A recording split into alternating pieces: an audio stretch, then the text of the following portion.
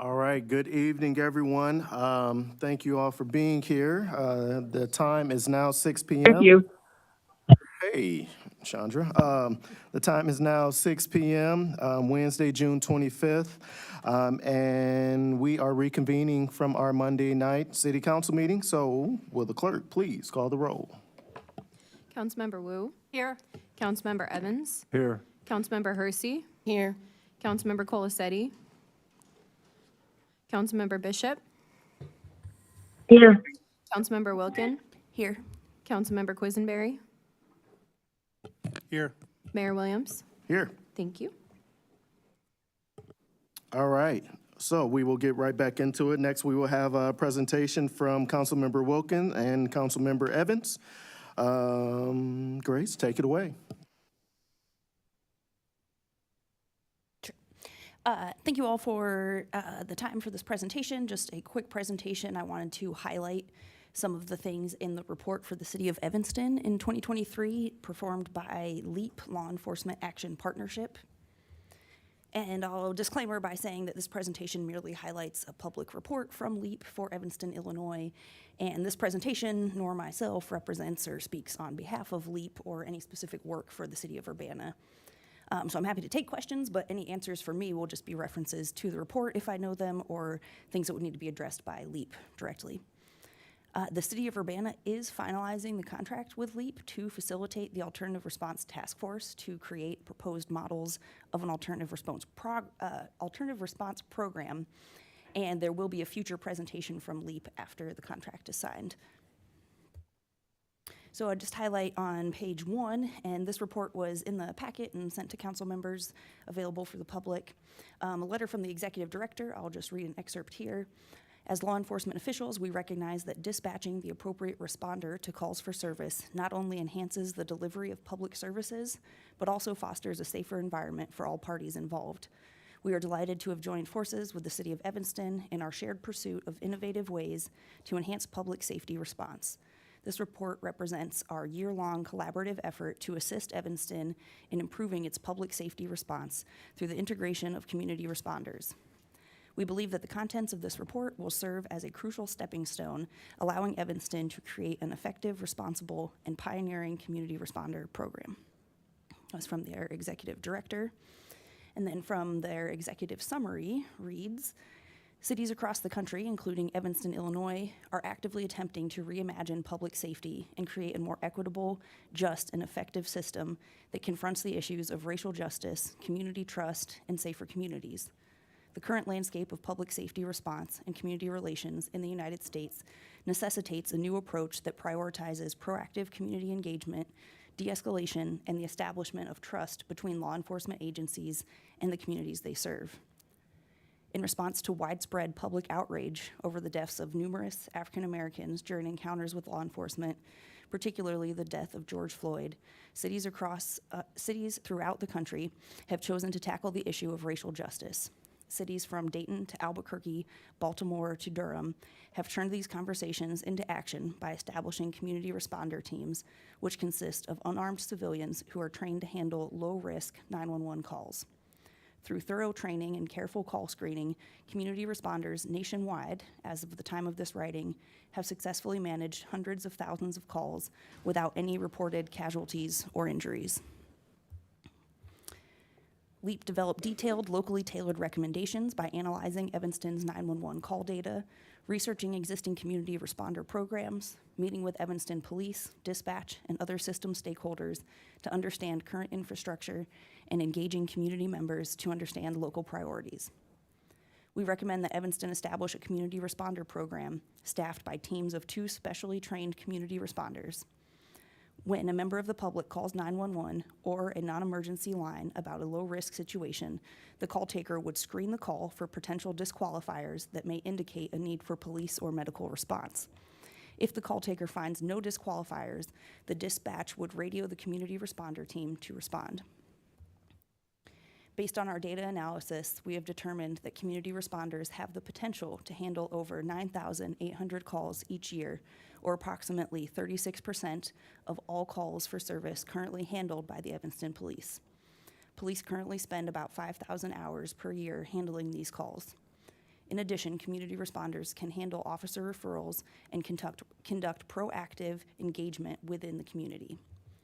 Based on the volume of eligible calls, we recommend that Evanston hire 6 teams of 2 community responders so that the city could provide in-person responses 24/7 to most eligible situations. LEAP recommends housing the program within Parks and Recreation Department, which has already developed relevant capacity through initiatives such as Evanston Outreach. Evanston Outreach trains credible messengers to reach out to at-risk and gang-involved youth and young adults to refer and connect them to essential services. We also recommend that the City of Evanston hire a program director, support staff, and these 2-person response teams as city employees. In hiring responders, rather than requiring advanced degrees, the city should consider racial and ethnic diversity, lived experience with key issues, ties to the communities they serve, and skills in de-escalating crises and resolving conflict. LEAP recommends that Evanston actively seek multiple sources of funding to support this program. We recommend that the city allocate general funds towards this program, demonstrating a commitment to its long-term success. By diversifying its funding sources, Evanston can ensure the sustainability and expansion of the program to better serve the community.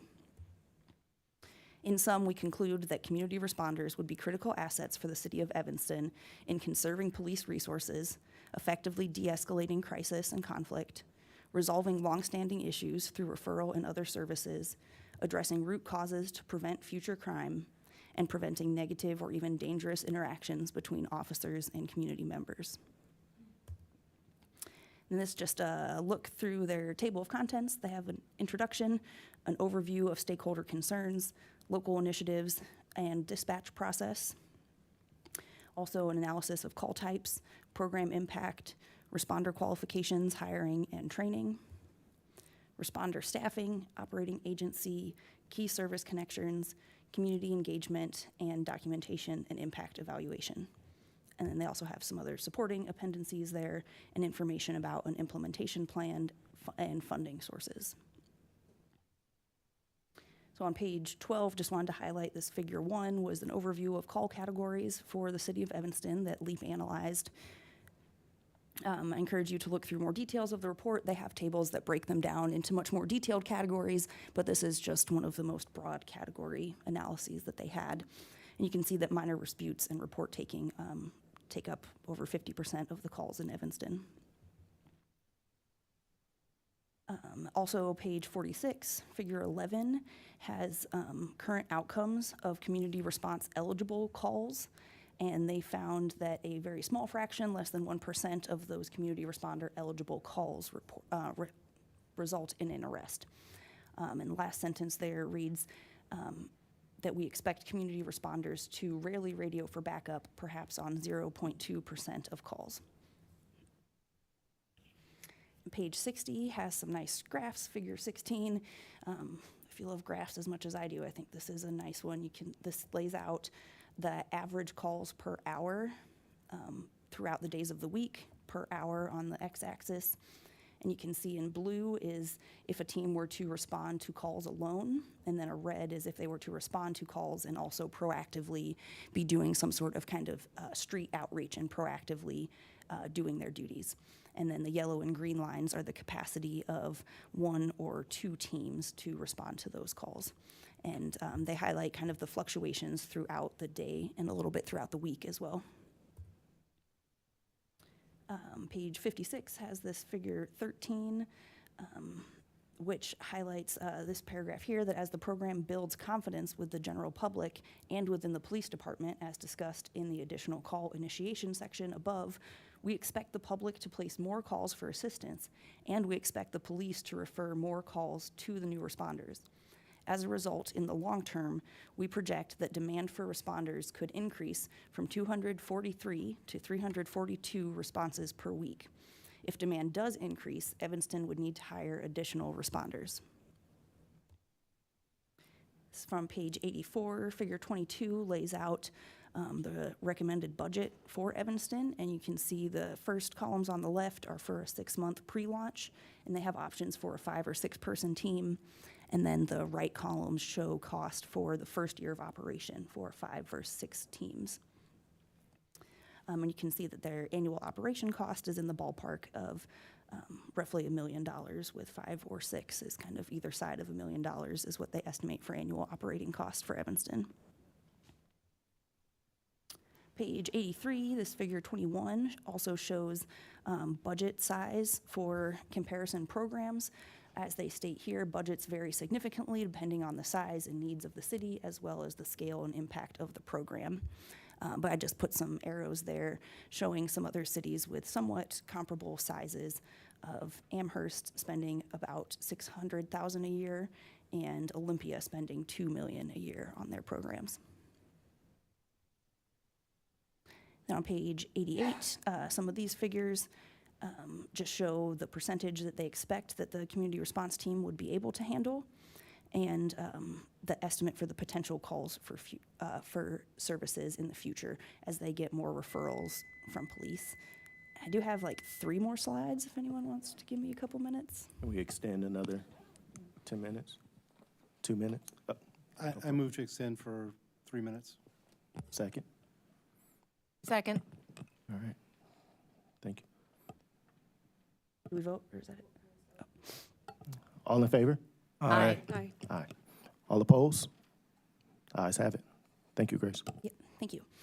So this is just some screenshots from the Evanston website. Thanks, Mary Alice and others who've also looked into this and shared some resources. This is just a screenshot from their website where you can learn about what they've called their care team, Crisis Alternative Response Evanston.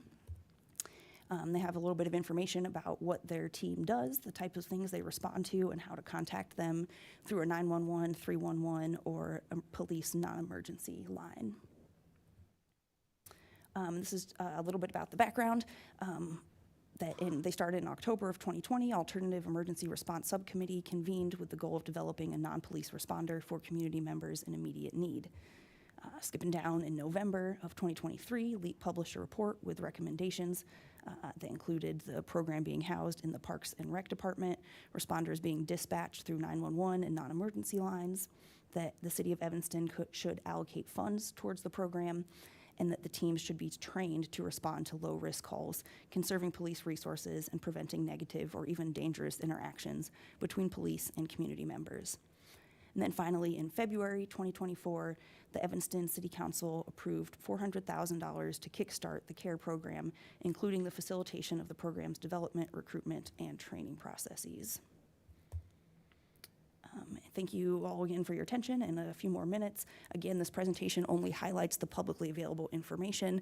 The City of Urbana and LEAP are finalizing a contract for LEAP to facilitate our task force to create options for alternative response models, and LEAP will be giving a presentation and starting their work after the contract is signed. And one quick thing I had here, something I read as of January 2025, the Evanston community responders have responded to over 700 calls for service as of January 2025. I'd be happy to take questions, but again, I don't speak on behalf of LEAP or anything specific for Urbana. First off, thank you for the presentation, Grace. Are there any comments, questions? I would just say, I appreciate the slideshow and everything there. I had the pleasure of traveling to Evanston and meeting with Mayor Biss up there around this very subject, a couple years back, and I was a fan, of their approach to it. So just say thank you, just for the information, and yeah. Thank you. Mary Alice. Thank you. So Grace and I had an opportunity to talk earlier, and I just wanted to kind of share some of the information that I kind of found that's also publicly available. So in the first 90 days of this being live, the 2 groups that they had responded to roughly around 450 calls, and the police, for the same types of calls for service, responded to over 500, probably because they didn't have 24/7 coverage. And then Mayor Bliss also talked in May about the CARE team serving 1,500 calls. And so I think it's important to keep in mind the timeline in terms of deploying something like this. I mean, ideally, we would be able to get up to those much higher numbers of 9,800 is an example for Evanston. But I wanted to know what your thoughts were about ramp-up time and so forth. Speaking for me personally, I think that makes sense, and I think from the presentation from LEAP as well, this report, that they have separated kind of the 6-month pre-launch and a year out, and they do mention in there that they expect for the program to build to more calls. As you said, people get kind of used to the system. It's available 24/7. This report really expressed the importance of having that reliable, constant coverage for response to calls as community members become more aware of it, and then also as the police department makes more referrals. So I personally agree, and it seems like from what I've read this LEAP report, they also suggest the same kinds of things. Are there any more questions? All right. Thank you so much, Grace. All right, now we will move on to public input. If there's anyone wishing to provide input, please come up to the microphone. You will have 5 minutes to speak. State your name into the record, and you will be all set.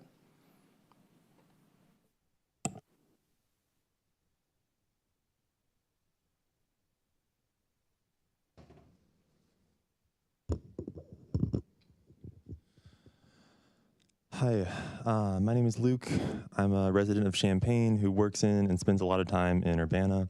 I remember being in this room about this time last year when Chief Boone was pushing for giving lots of money to Urbana PD on top of of the amount that is already there. This room was filled last year, in my memory, of local residents voicing their opinions. Very similar to the situation in some ways, in a lot of ways. And in that room full of local residents, about 90%, I would guess, voiced their opposition to giving more money to cops. About 90% of people, in my memory. And here we are a year later, after money, like despite that, 90% opposition, like more money actually was given to UPD. And like after the promised alternative response model, it was sort of voted into existence, but it still hasn't even started operations a year later, to my knowledge. And it's the same thing, right? Right now, right here, it's Chief Boone calling for more money for cops. And I'm glad that council members Wilkin and Evans are pushing to actually implement the alternative response team that was created last year. But I think we need to ask ourselves, like, why is it that after the largest mass mobilization, the largest mass protest in U.S. history, after the Black Lives Matter uprisings in 2020, why are both Republican and Democratic politicians across the U.S., including in Champaign-Urbana, why have they not heeded its central demands? Why have they not heeded central demands like defunding police? Like not only not funding them more, but actually defunding police and putting more money, fully funding people's basic needs. Things like housing, utilities, healthcare, childcare, education of all levels, healthy food, clean water, efficient transportation, recreation. I mean, these are central demands that not only were expressed out of the largest mass movement in U.S. history in 2020, they've been the demands of masses of the most marginalized workers in the U.S. for a long time, far before 2020. 2020 was sort of like an expression of that. And so, and also, right, study after study have confirmed the effectiveness of these demands to actually help produce true public safety. So it's notable that both major capitalist parties, both Republicans and Democrats alike, have continued to resist these demands 5 years later. And I can't say that I'm surprised that we're here right now in Urbana. I think the people of Urbana deserve our basic needs met. We deserve safety, like true safety that's actually backed up by science. We deserve to heed the calls of the largest mass movement in U.S. history in 2020. We can't continue to ignore, like we always have in this country, the most marginalized among us, marginalized working class folks who bear the brunt of police brutality and over-policing and always have. We can't continue to do that, and I expect that this council will heed those demands.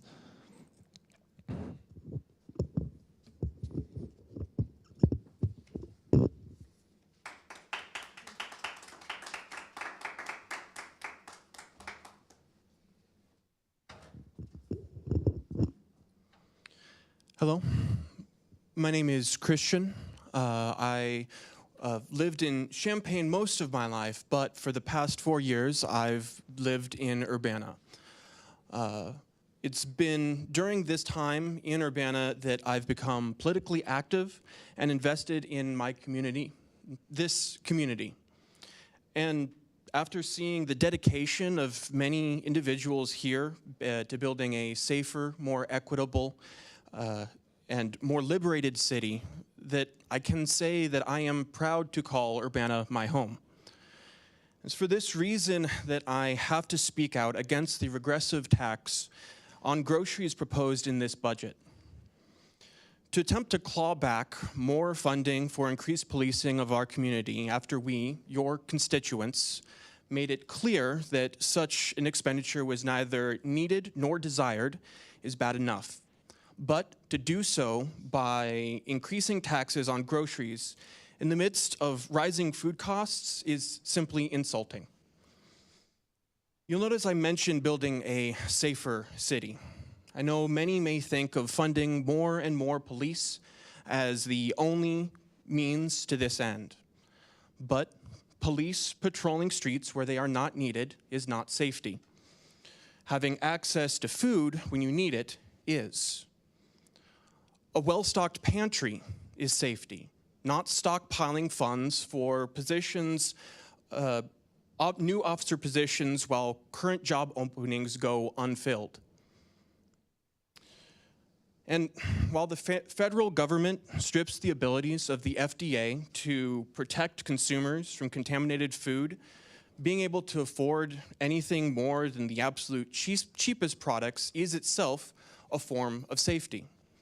And it's this safety, all these securities, that are threatened by this proposal. Thank you.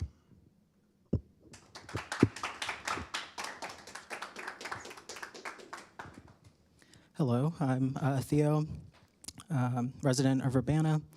It was an amazing presentation on a community response model, alternative response model. And I'm not going to go on about the effectiveness of it because we just heard about, how effective that is in comparison to funding more police. I work as a counselor in the area, and I've not heard one single response in which police intervention has helped my clients or anyone else when they're trying to seek help for mental health reasons. The area that I just moved from, there was an incident recently in which police responded. And if we did not have the police responding, he would still be alive. He disarmed the officer and shot himself. And I think putting more money into things like alternative response models instead of sending more police would serve the community's needs better. And yeah, thank you.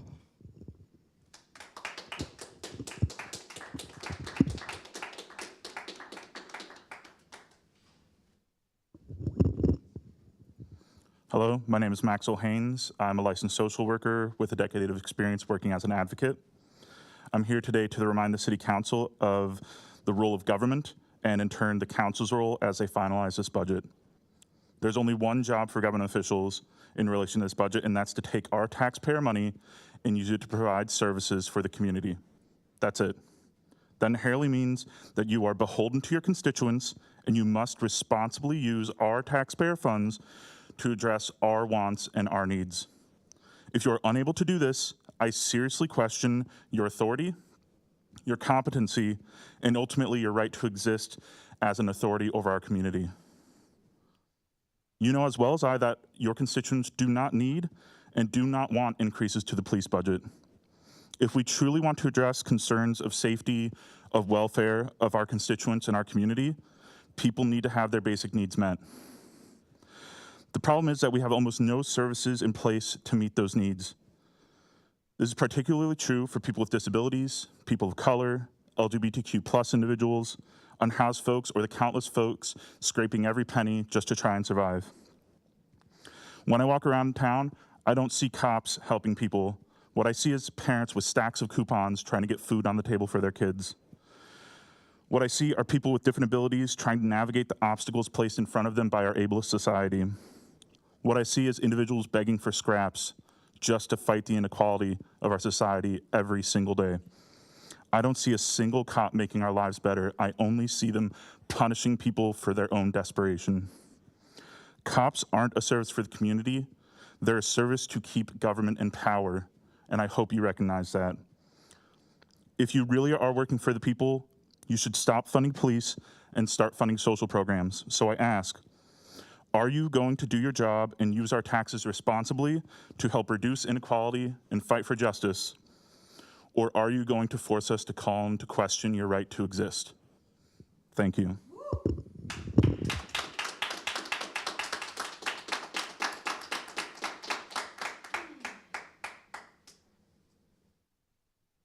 Hey there, Council. My name is Ben Jocelyn.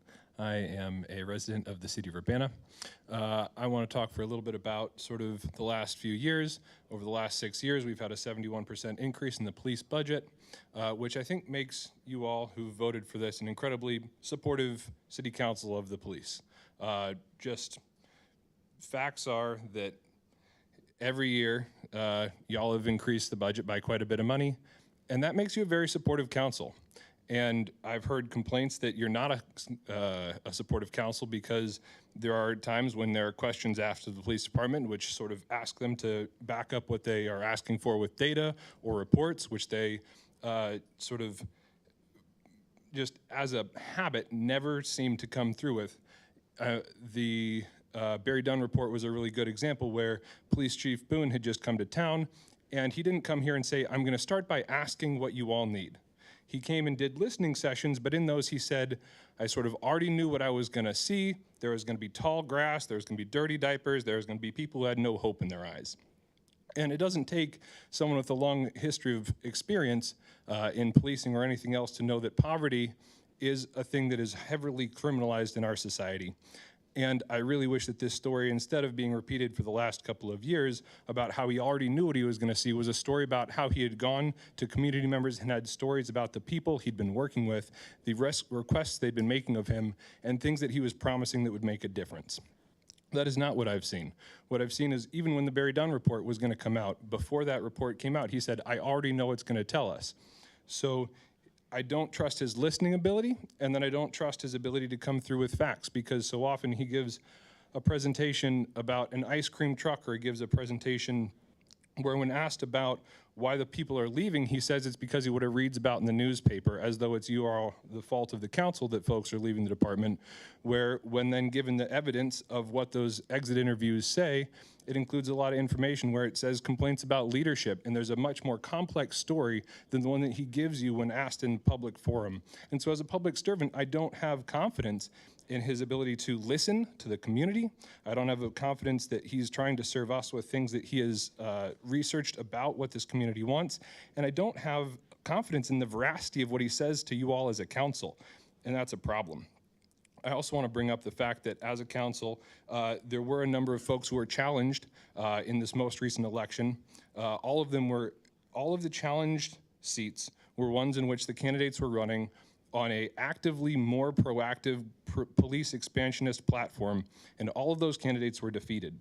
And so in terms of public data that we have for what this community wants, they do not want police expansions at the rate that they've been seeing or at a faster rate.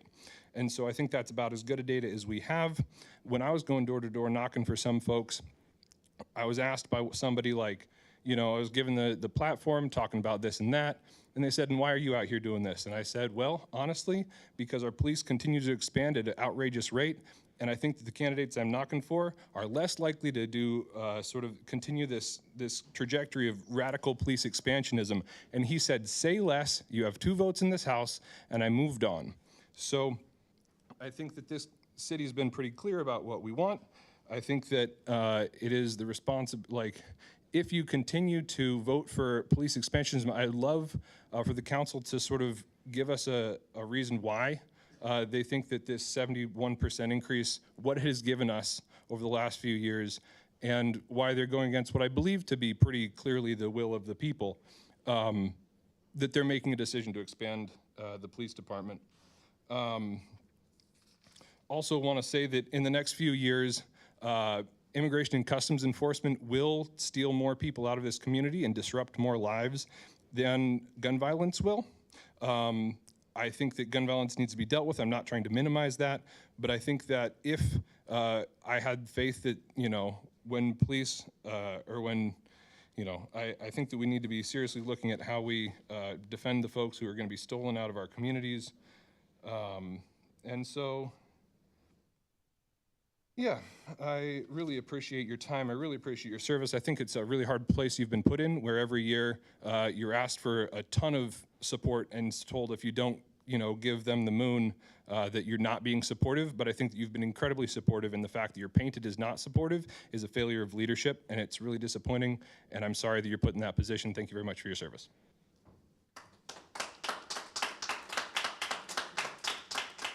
All right, is there anyone else who'd like to speak?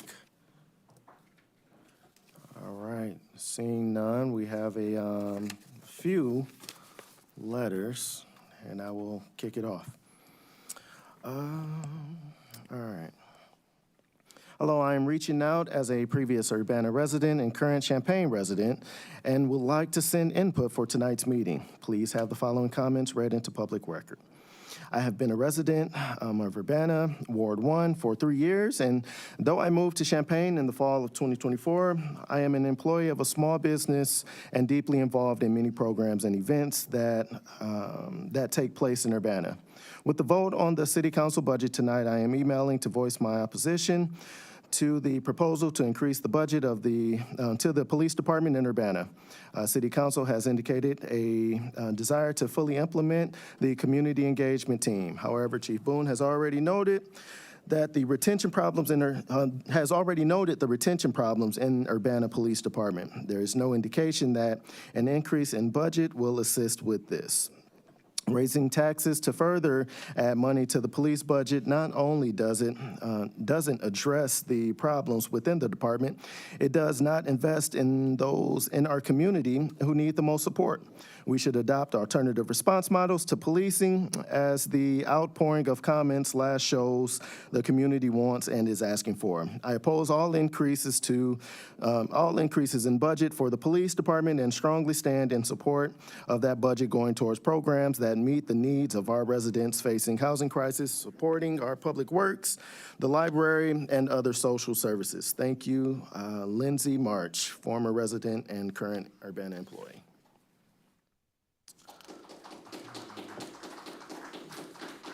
All right. Y'all got to hold your applause to the end, all right? I'm joking.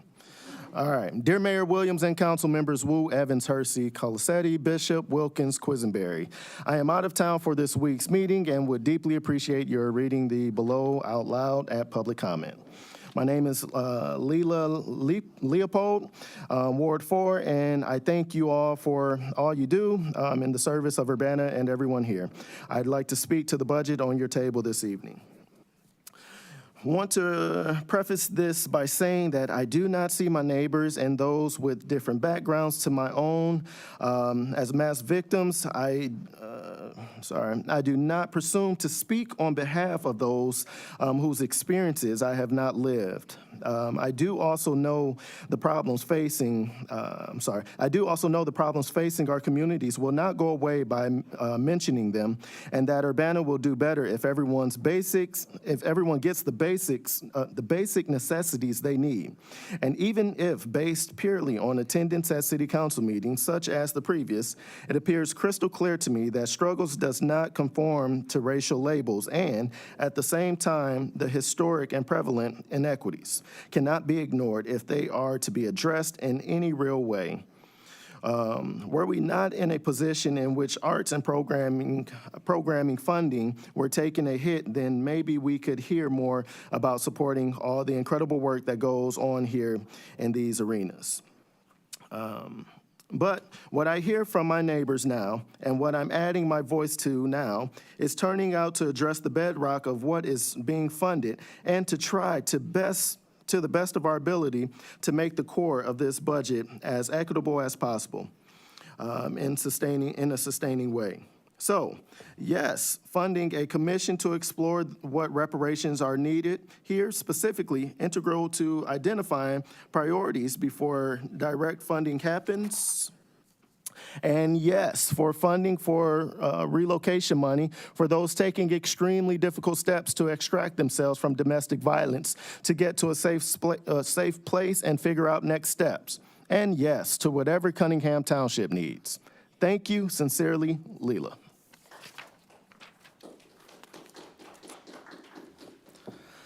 All right, please read my message into public record. Dear City Council members, please include in the FY 2025 and 2026 budget a specific line item to fund relocation assistance for victims of domestic violence. Compared to the increased cost of policing and physical infrastructure, an allocation of $200,000 to provide housing for victims of violence is relatively small. For decades, city officials have agreed that our community needs more affordable housing for lower-income people and have agreed that we should end homelessness. But because solving these problems costs so much, cities, including Urbana, are hesitant to spend any fund other than federal home and CDBG funds on housing programs. Those are getting cut, but you do have other funds that you are planning to use for your priorities. The Urbana Police Department reported that last year there were more than 700 incidents of battery, including domestic battery, and more than 1,000 calls to police about domestic disturbances, including violence. Providing financial assistance to victims of domestic violence to help them relocate to safe housing would address two of the four strategic priorities listed in the budget: public safety and well-being and housing. I ask you to support a motion to earmark funding for this process. Thank you for your service and your consideration of my concerns. Esther Pat, Urbana.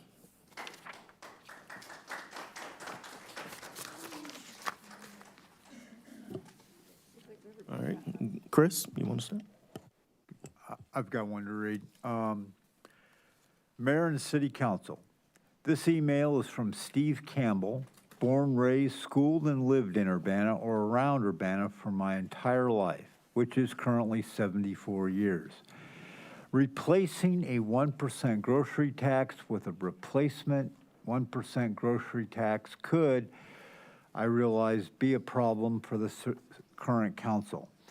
Having owned residential rental real estate in Urbana since 1985, a business in downtown Urbana for a quarter of a century, and personal real estate, I am at least familiar with the history of Urbana's license fees, other fees, taxes, and all the other things they might be called, and that would be charged to the citizens and businesses of Urbana. I understand the current council's concern about replacing a state 1% grocery tax with a replacement city tax, which, if it totally goes away, will cost the city of Urbana and its residents hundreds of thousands of dollars of revenue used toward its services and other expenses. The current city council and the previous mayor have also passed new or changed the way previous rules regarding taxes, fees, etc. were implemented. For example, the impervious water fee or tax was implemented in 2023 with an automatic increase in amount collected, which therefore requires no further action by the council or bringing it to the attention of the public, the citizens of Urbana. Which, by the way, I'm going to mispronounce this, DeBose of the Public Works Department has quit responding to my texts, emails, or calls concerning the implementation and the way it is being computed.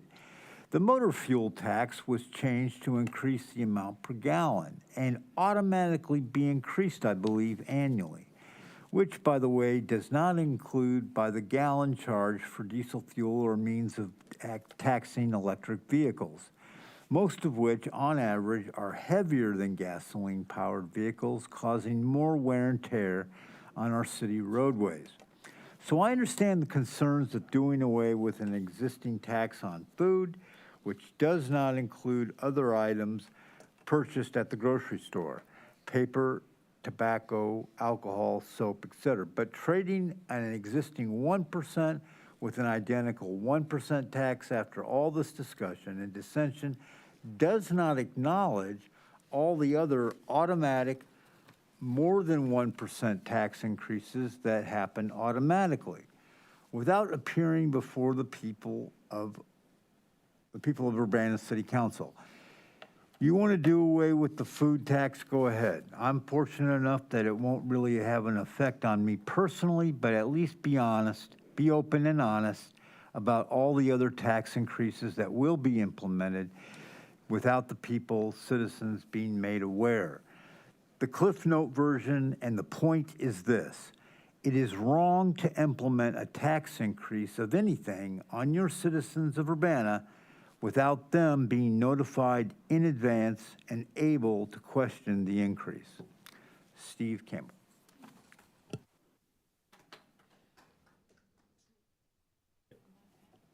Mary Ellis. All right, I have several here. Okay. Dear City Council, I'm writing to you about the proposed budget increase for the Urbana Police Department. I moved here from the East Coast many years ago, and I can say happily that Urbana is the safest and friendliest place I've ever lived in. Increasing the number of police officers would not make me feel safer. I work in the evenings at a grocery store, and I have been for the past 6 years. Of course, there have been many times we've had to call the Urbana Police Department for help, and I'm generally grateful for the protection in cases of stalking, harassment, and threats. However, one incident sticks out in my mind. A few months ago, a high schooler had taken food from our store without paying.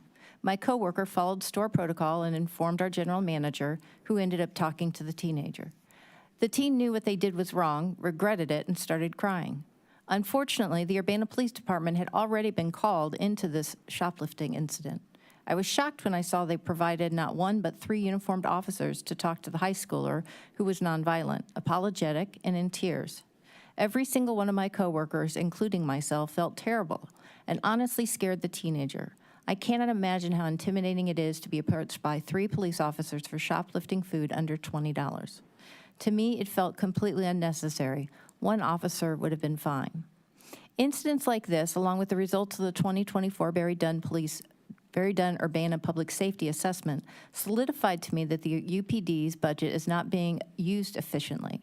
I would prefer that the proposed budget increase go to hiring individuals for the community engagement team or public services that could help our low-income neighbors have access to better food, especially a new grocery tax is implemented. Thank you, Beiji Bell.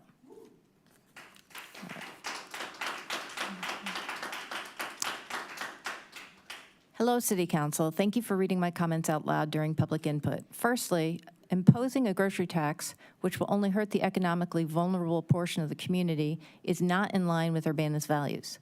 Please vote no to this immoral budget ask and keep our integrity as a city intact. Secondly, all of our city data and local law enforcement data is clear. Domestic violence remains the top priority in public safety, but is the most underfunded of concerns. City Council, please vote yes to the request for reallocating funding from child and adult victims of domestic violence and for their pets. Thank you to Alderman Chris Evans for keeping on top of this issue. The relocation funding request is only a start, just one small step in the right direction. Please also make the best use of your skill set and experience brought to the Urbana by Chief Boone and collaborate actively with him to establish a critically needed family justice center in our community. Finally, as Alderman Sharice Hersey has emphasized, the Alternative Response Initiative was always intended by the people of Urbana to be led by community experts collaboratively with, but separate from law enforcement. Please keep this vision intact. Thank you for your time. Sarah Nixon. All right, 2 more. Good evening, my name is Matt Torino. I live in Ward 5, and I'm writing to ask that you vote against 1, the hiring of 4 new police officers, 2, the addition of a new police substation in the southern part of Urbana, 3, the use of grocery tax to fund these things. The people of Urbana have said over and over again that we would like to see a non-police responders added to the city's staff that could both reduce the workload of our current police and add important different sets to the city's first responder toolbox. We do not want more police. There has not been an increase in crime or population in Urbana. The police department is the fastest growing part of the city, while you ask the rest of the departments to make do. The police talk about being short-staffed with patrol officers while taking police out of circulation to add to the management staff. Year after year, we write to you and come to the meetings to ask you not to do this. Not every year, but many in recent history, well-meaning council adds to the police force without holding them accountable for their performance. The whole country is heading towards more economic uncertainty, and you're planning to implement this regressive tax that impacts our most vulnerable people to fund long-term positions in our government that are going to add to our budget for years to come. If you are going to create a tax, raise the taxes on landlords that live out of country or out of state, or fine them for their mismanagement of the properties they own in this town. Thank you for your time, Matt Torino.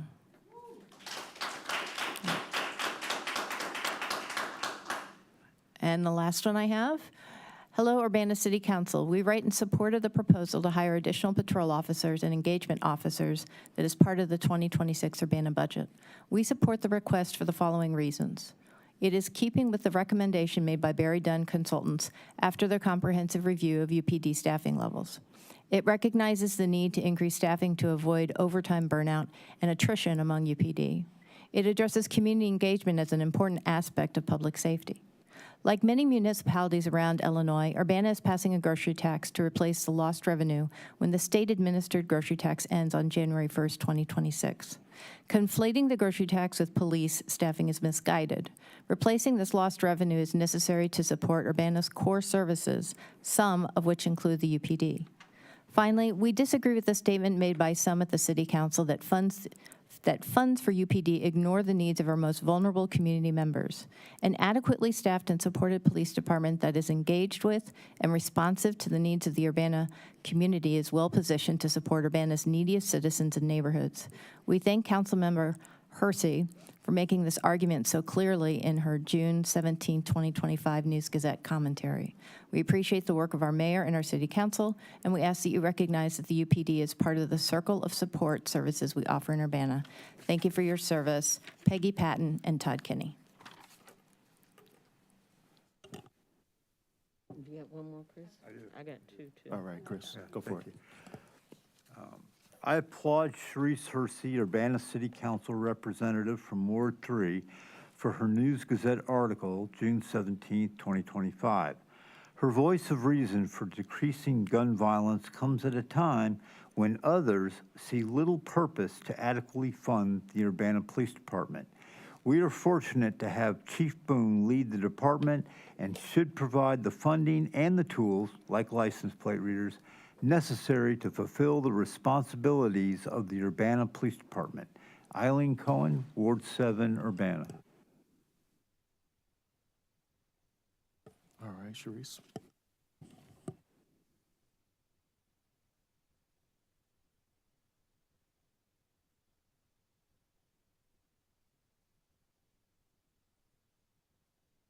I thought I had it on. Okay.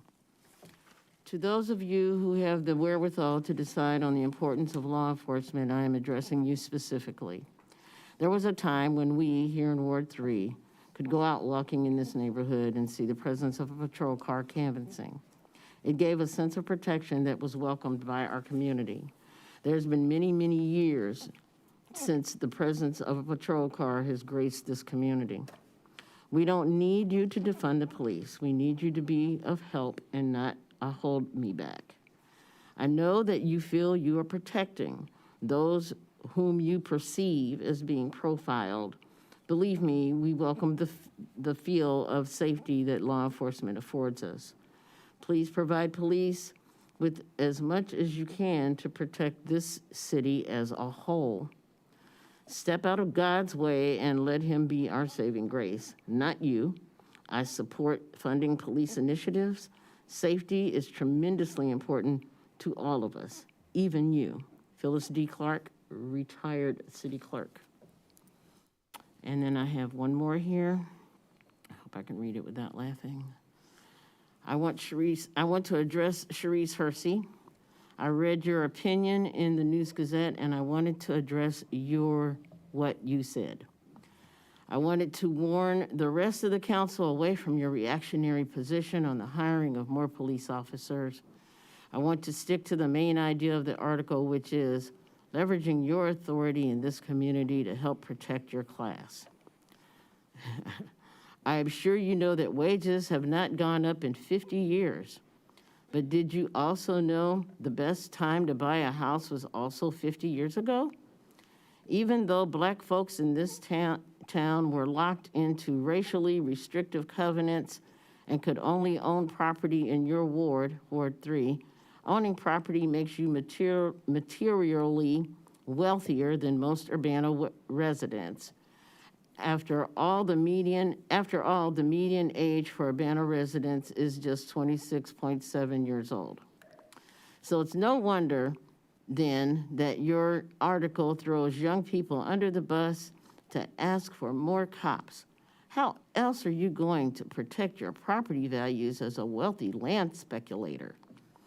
So, when I read articles like this, I understand you to be expressing class solidarity with the other people around town who own property and see your comments as a true understanding of the police's function to protect property. I am begging the city council in the city to understand that you are inheriting leadership in a historic era of decline. And if you don't wake up and protect the people that need the most help, you will create a crisis you can't control. Thank you, Alan Romero. All right, Jaya? Please read my comments aloud during the meeting. My name is Derek Briles, and I'm a resident of Urbana Ward 4. I'm writing to oppose any increase the UPD budget. Below, I am including extract from the Cunningham Township Supervisor's reports on homelessness and housing insecurity. Let's make sure people have adequate housing before we put more cops on the street. Urbana-Champaign is experiencing a housing and homelessness crisis made worse by extractive housing investors and absentee landlords, leading to poor and sometimes deplorable housing conditions. 2 locations are experiencing significant displacement: Havenstone in Urbana and Champaign Park Apartment. Havenstone Apartments, Urbana 35 units between 2018 Fletcher and 1305 Silver, which were declared unfit for occupancy by the city of Urbana on April 15, 2025. Champaign Park Apartments has 501 units and 29 buildings, with 26 buildings condemned as of April 2025 over a long time frame. CTSO observed deplorable conditions: trash piles, flooding, no heat, no hot water, no electricity, and suspects 100+ residents living there. All area shelters are confirmed to be full or operating over planned bed counts as of May 7th, 2025. Strides, Champaign County's only low barrier shelter, is full with a wait list for over 50 residents. Champaign-Urbana is experiencing a housing and homelessness crisis due to a number of factors, including a tightening of the housing market, leading to a steep rise, 15 to 40% in rents. Extractive housing investors and absentee landlords, leading to poor and sometimes deplorable housing conditions. A nationwide increase in homelessness by 17%, which is felt locally. Insufficient emergency housing options. Shelter beds bed numbers remain about half they were 10 years ago. Let's talk about holding slumlords and exploitative real estate investors to accord before we talk about throwing more money at cops who don't do anything to address the root causes of crime.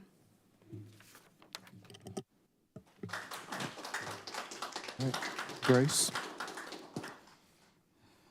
Another one, dear Urbana City Council, in my opinion, one of the best decisions this city council has made was the unanimous vote in support of school resource officers. I've been volunteering heavily and spending a great deal of time at Urbana High School since 2018, and I've seen firsthand the positive impact on students, teachers, and administrators. Students, regardless of their background, are learning how to communicate with school resource officers, not out of fear, but with mutual respect. I truly believe this is one of the greatest gifts we can offer our youth, the ability to live without fear and to communicate with respect. I encourage you to extend the successful model throughout the city via the proposed community engagement program, beginning with a pilot based on the budget proposed by Mayor Williams. Respectfully, Kenitha Fay, Urbana resident.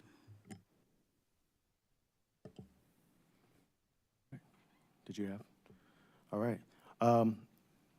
If there's no additional public input or emails, we will move on. All right.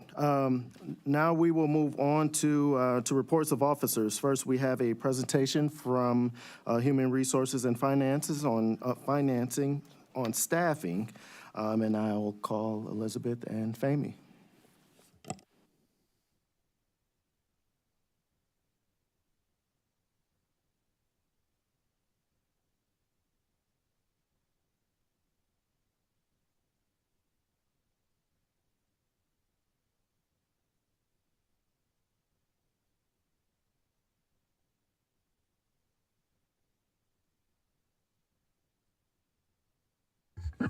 Good evening to all of you. Thank you for your time this evening. I will try to be efficient and comprehensive.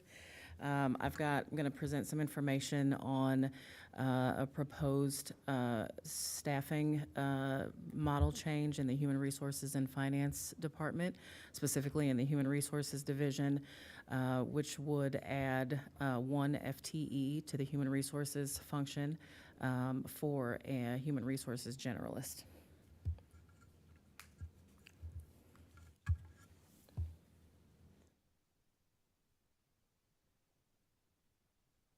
So to give you a little background on the need for this position is being proposed to address several needs. The first is to help support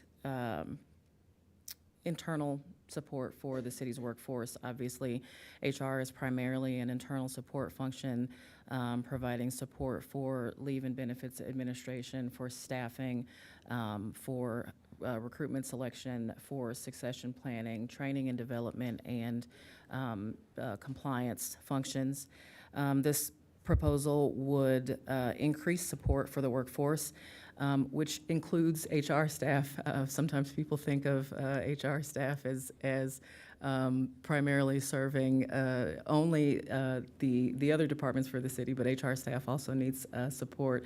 So this position would provide additional support for HR frontline staff who provide primarily transactional support for all of the city's workforce and all of the departments across the city, and provide a support model that is both efficient and replicable and reasonable.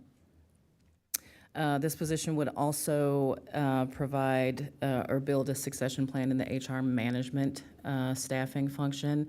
So currently, and on the next slide, I'll go over the current HR staffing model, but this position would create a bridge between what is currently our 4 frontline HR staff positions and the current HR manager position. It would allow for important succession and redundancy in the HR management function. Currently, the HR manager serves both as the strategic level manager as well as the day-to-day frontline supervisor for 4 staff members.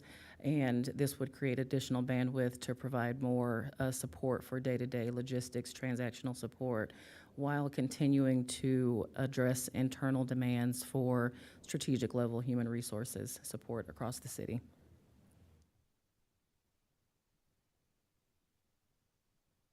This position would also build and maintain effective organization-wide service delivery. So, like I said, currently there is both strategic level management and support for organization-wide functions such as succession, such as recruitment and selections and strategic management of those. There's a lot of risk management functions that are currently overseen by the HR manager. This position would allow additional support to go toward those organization-wide strategic management functions while also maintaining day-to-day oversight and support for internal HR staff. Additionally, it would provide additional bandwidth for internal HR policies, processes, and making sure that compliance needs continue to be met. Next slide. So to provide a little bit of history, sorry, I'm flipping pages here.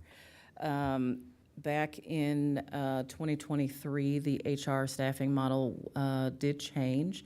The frontline staff was increased, and there are currently 6 dedicated full-time staff members staffing the current HR function. That previously there were 2 frontline staff members which reported to the HR management position. That staffing increase back in 2023 did double that supervisory responsibility. So currently we have, in our staffing model, we have an HR manager who reports to the Human Resources and Finance Director.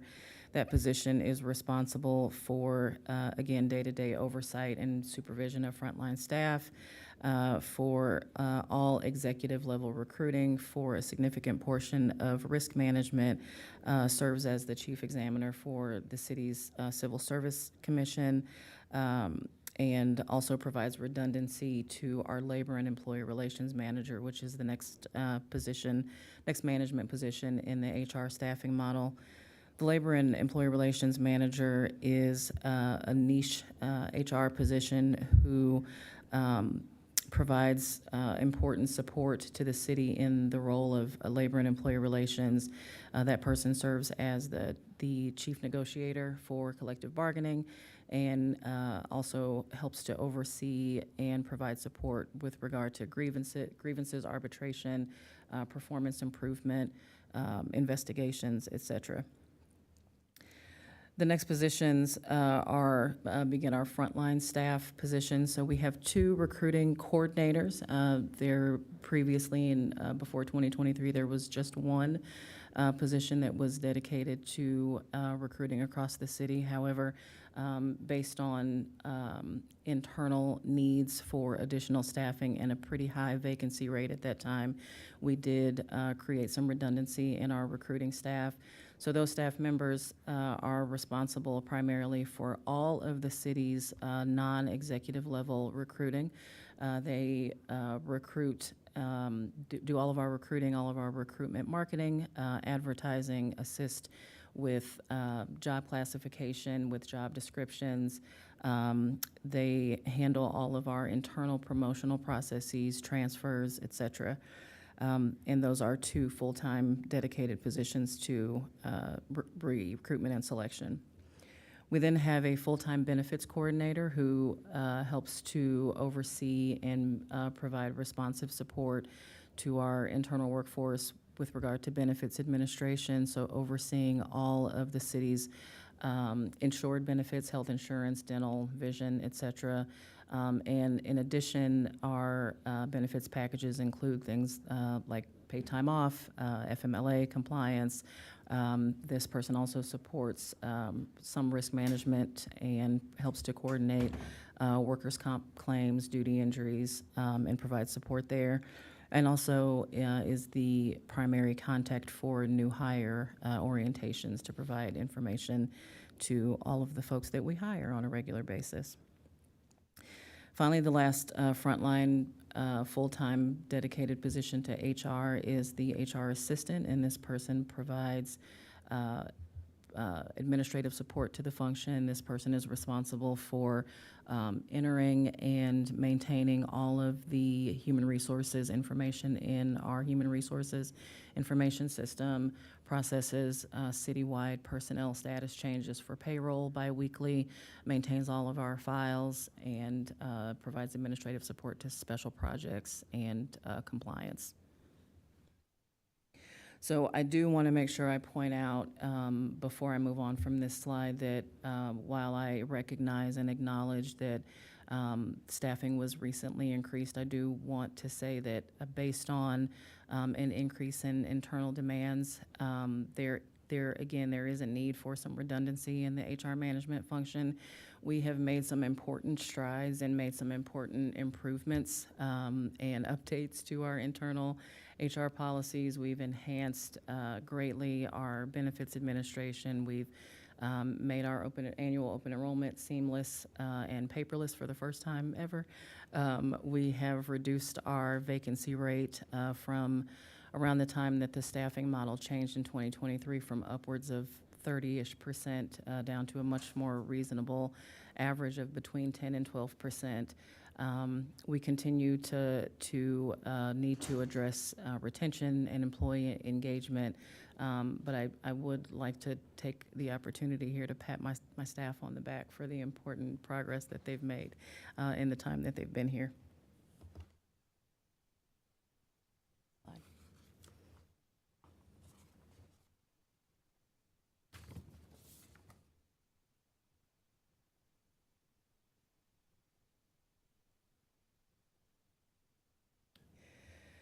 So this new position in the proposed budget, again, would address some important needs. It would increase management level HR staffing and provide some important redundancy and depth in the management functions and address our desire and very real need to continue to support our internal workforce as it continues to change and grow. We continue to have new positions be added to our proposed list of budgeted positions every year. That means more hiring, that means more retention, that means more engagement, that means more benefits, more time off, more all the things. So this request would help us to address that. It would also allow us to address important training, leadership development opportunities that we currently don't have the bandwidth for. There's a lot of day-to-day oversight that is required as we continue to shore up and update internal and organization-wide policies and processes. And so this position would allow us to further address those. That includes supporting our departments in retention efforts. So this slide is just a org chart graphic of what the proposed model would look like. We would continue, obviously, to staff our current HR dedicated positions with the Human Resources and Finance Director serving as the department head and having the Human Resources Manager and the Labor Employee Relations Manager reporting to that position. This position would report to the HR Manager position and would supervise the 4 frontline staff positions.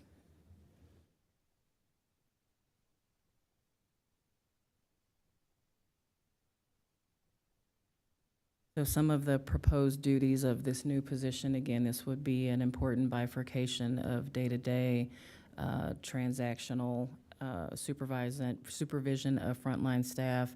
So this person would oversee those kind of technical and transactional functions on a day-to-day basis and supervise frontline staff. Would also oversee important internal HR processes such as onboarding, benefits and leave administration, personnel changes, et cetera. This person would assist with oversight of the HR risk management function, so that would be our workers' comp administration. We do utilize a third-party administrator for processing and facilitating HR risk management claims on the HR side, but there is a significant level of internal management that needs to continue to happen, and so this position would assist with that. Would oversee and approve personnel changes and improve processes with regard to supporting biweekly payroll. Would assist with updating and maintaining those internal HR processes and policies, as I said, and would also assist with budget oversight.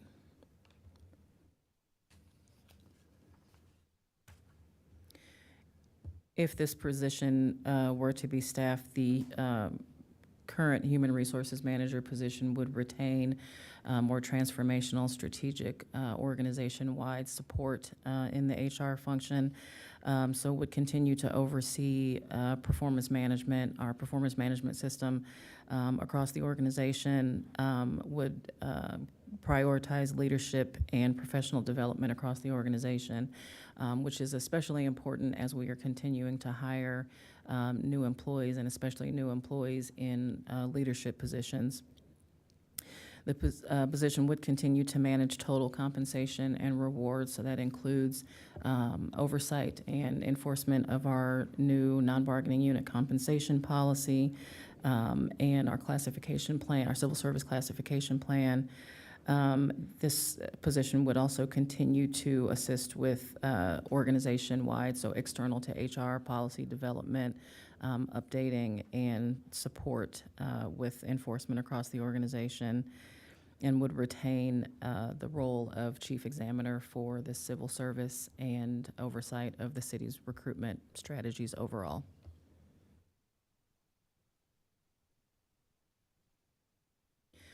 The classification of the HR generalist position is in line with other frontline supervisory positions across the city, and so is classified in alignment with other frontline supervisors. The budget request that's included in the FY26 proposed budget includes a little over $143,000, which is within the hiring range for the salary, and also would include benefits. There's also would be a need for some office space kind of reorganization. We'd have to share an office space, which we currently could accommodate in the current Human Resources office. So we've also included about $9,300 in one-time expenses for workstation outfitting. That is all I have. If there are any questions. All right, thank you, Fahmy. Is there any questions for Fahmy? Mary Ellis? Thank you, Fahmy, for the additional information. I knew that there was a conversation a couple of years ago that we were bringing in the negotiation part of the different contracts with ASME, and I know we have sometimes some people who help us, but what proportion does your team handle in terms of those contract negotiations? Our HR staff, in collaboration with the affected departments, pretty much primarily handles all of the collective bargaining for all three collective bargaining units in the city. There are times where we will bring in external consultation and support, but each of the last negotiations for all three bargaining units were bargained internally. And before, at least when I first came here, we had hired outsourced that, and I do know that that was one of the ideas in terms of why we increased from 4.5 to 6, so that we could take all that in-house. I just wanted to provide that context to everybody. Thank you. Thank you. Jaya? Could you just go back to the last slide? It zipped by, and I just wanted to read it. Sure. Oh, did I miss one?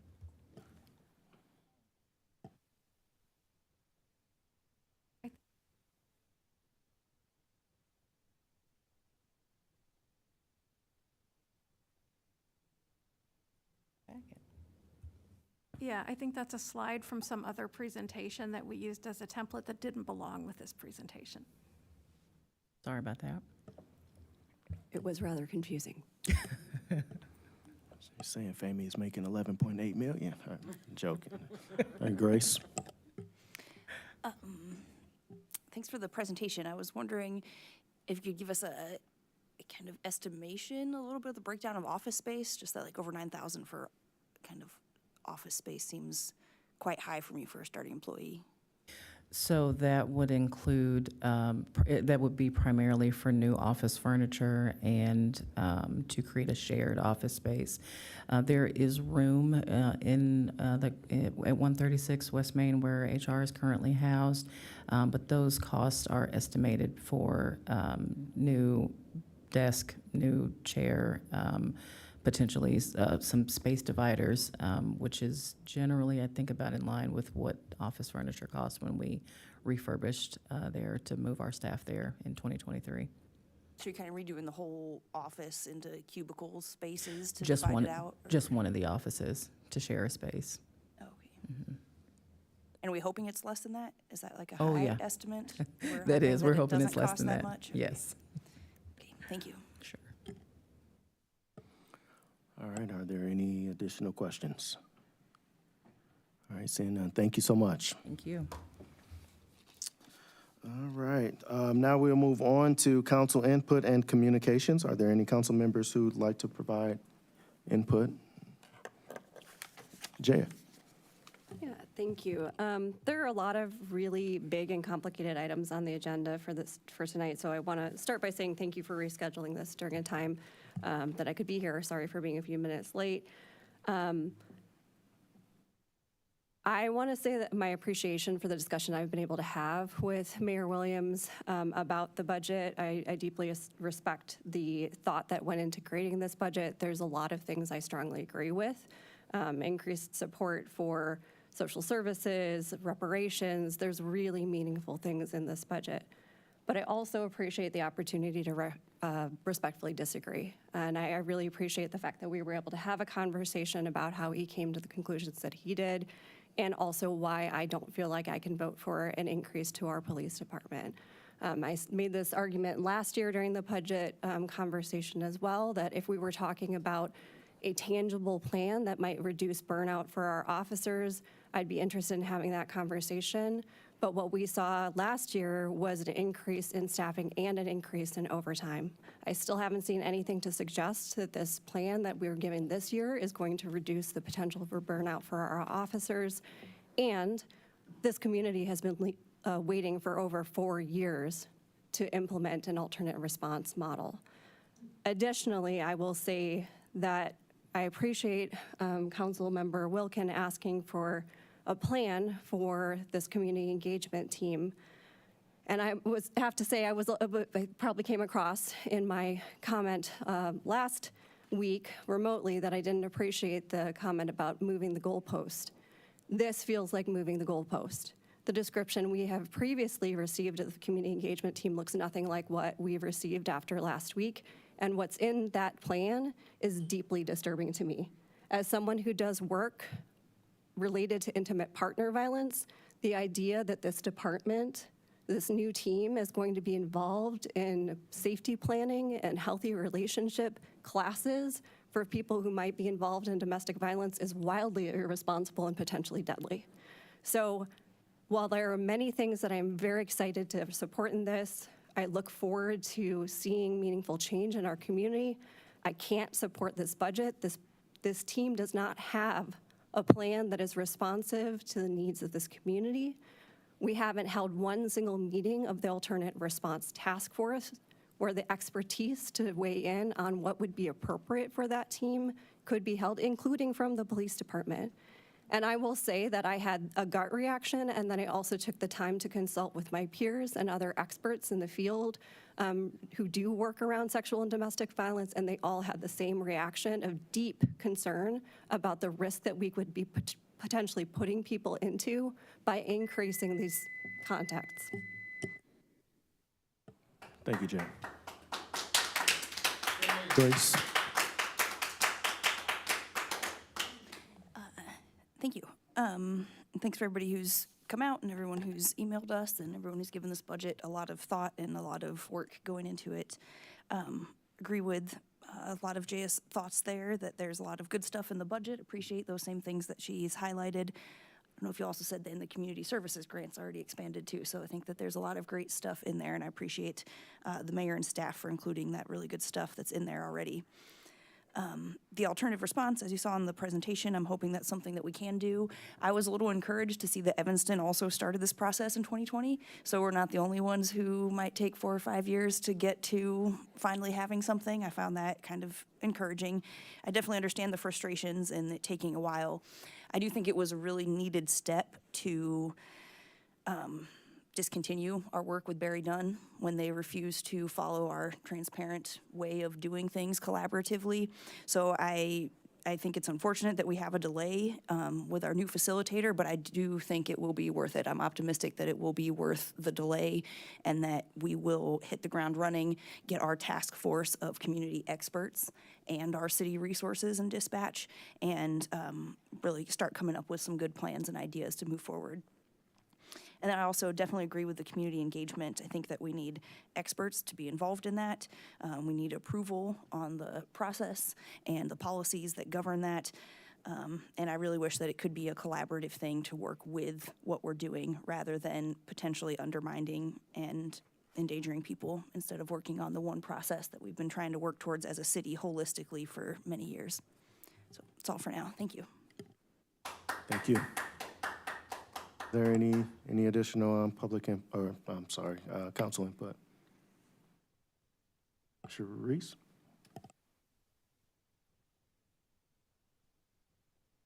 I think I wanted to actually answer Mr. Romero regarding his letter. Oh,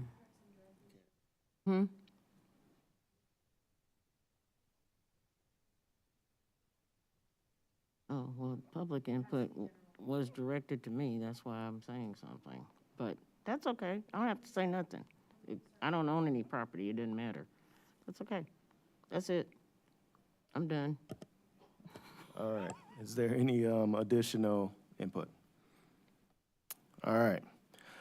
Next up is the reports of standing committee, which there are none, so we will move on to items from the committee of the whole. So move on, items forwarded from the committee of the whole. We have resolution number 2025-06-040, R, a resolution in support of full federal funding of Head Start, and resolution number 2025-06-039R, a resolution in support of full federal funding for the Low-Income Home Energy Assistance Program, i.e. LIHEAP.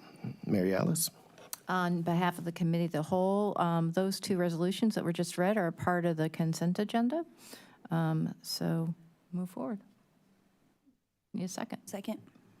All right, motion made by Mary Alice, seconded by Grace. Let's see here, I'm sorry. I'm trying to write here.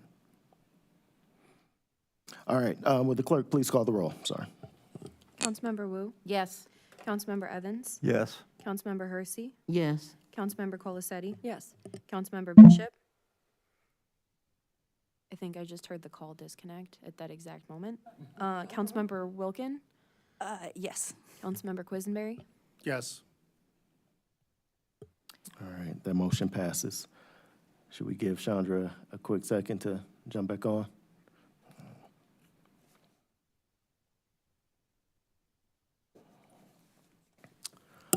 All right.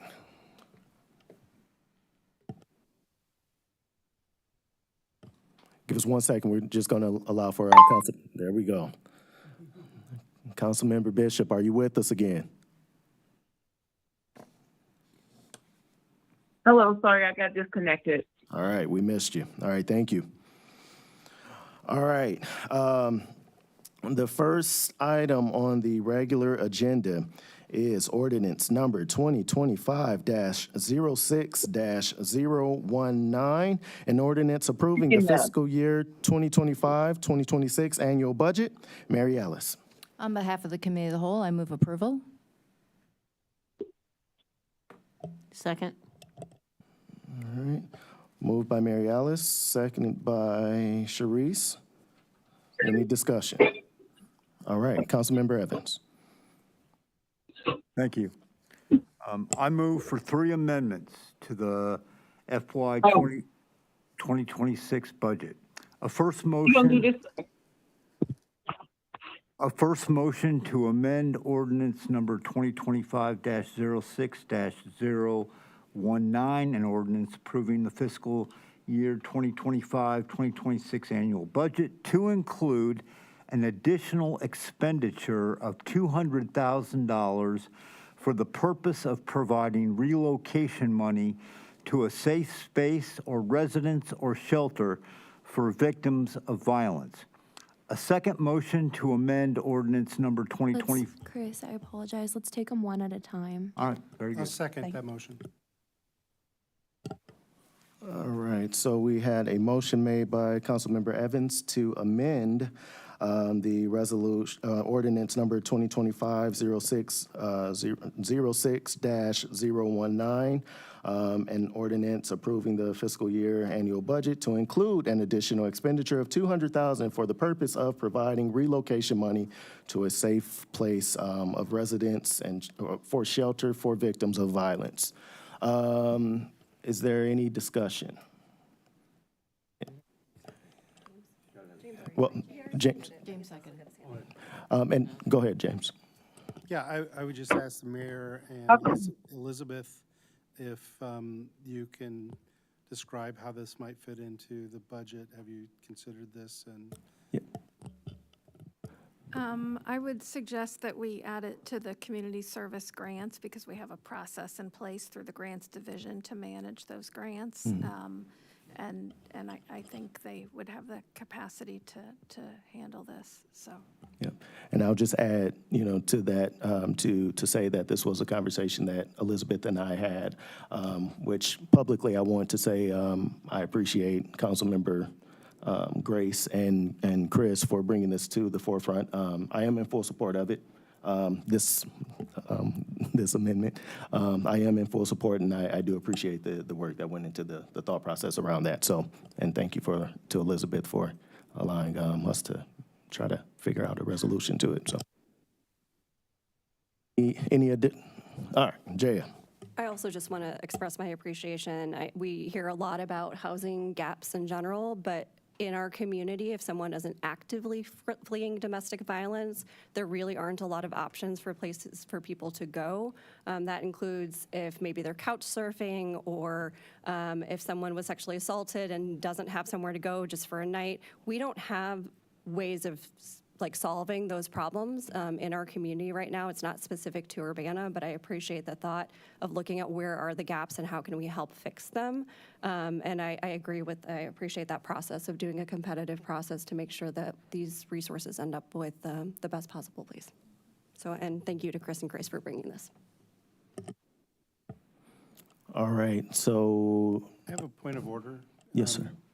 This item, the main item for this is an item that the mayor would vote on because it's budget related, is that correct? Does the mayor vote on amendments as well as part of that process? Well, the mayor does vote to approve the budget as well as on regular budget amendments like the other budget amendment that's on our agenda. So I would think that, yes, the mayor would vote on amendments to the budget. Thank you. All right. So at this time, we will now go ahead and vote on the amendment. So clerk, will you please call the roll? Councilmember Wu? Yes. Councilmember Evans? Yes. Councilmember Hersey? Yes. Councilmember Colasetti? Yes. Councilmember Bishop? I have a question. Can you hear me? Yes, Yes. we can hear you. Okay, I was trying to interrupt before the vote started. Can I ask a question, or is it too late? Given the difficulties we've had with the remote, I think we can honor a question at this time from Councilmember Bishop if the chair is okay with it. I am okay with it. Go for it, Chandra. Okay, so the location for the shelter, is there someplace that Chris had in mind for some place? Are we building from the bottom up? Are we taking over a place? I just wanted to have some clarity around that.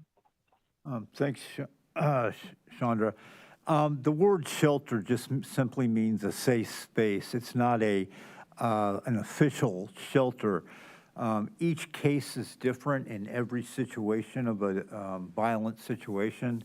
So what I mean by shelter, it could be a friend's house. It could be, just think of shelter as anywhere, not an official space. So if we're setting aside $200,000 for a shelter for victims of violence, how would they get that money, or is it going through a particular organization already? I just would like some more clarity around it. Elizabeth, you want to say it again, or? I know she said the community service grant, and people would have to apply through that program. Grace.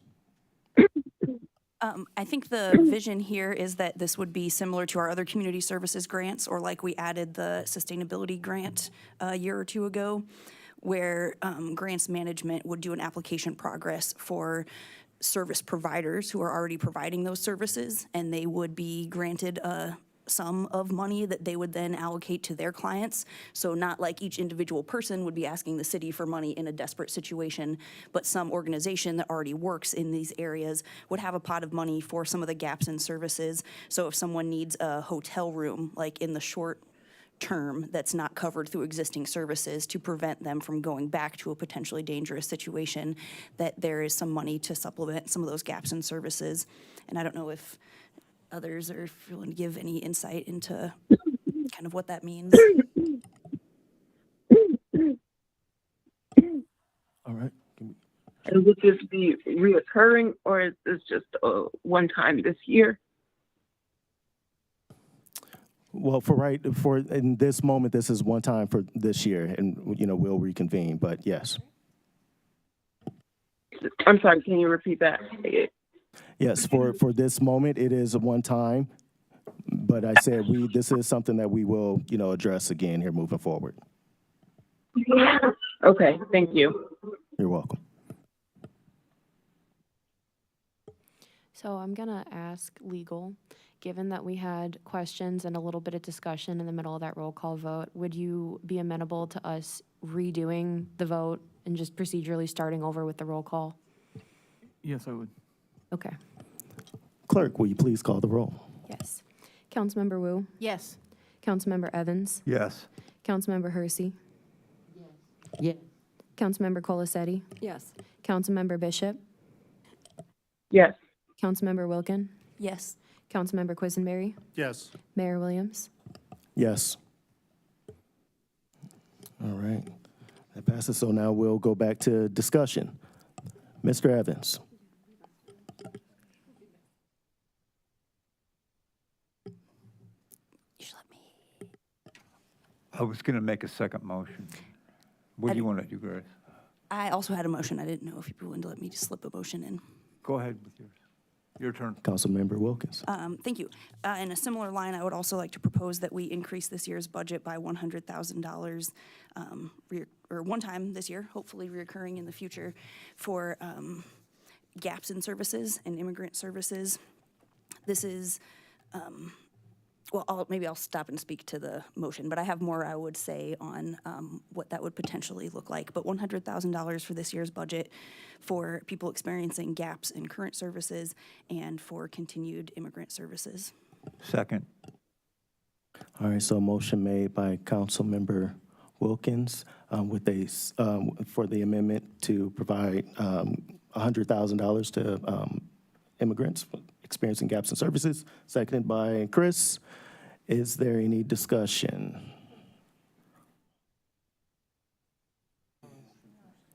Oh, Mary Alice. She speaks to the, I'm sorry, what? I'm sorry, Grace. I'd be happy to speak to I'm the sorry about that. motion and also see if maybe Elizabeth has some Yeah. logistical thing to chime in here as well.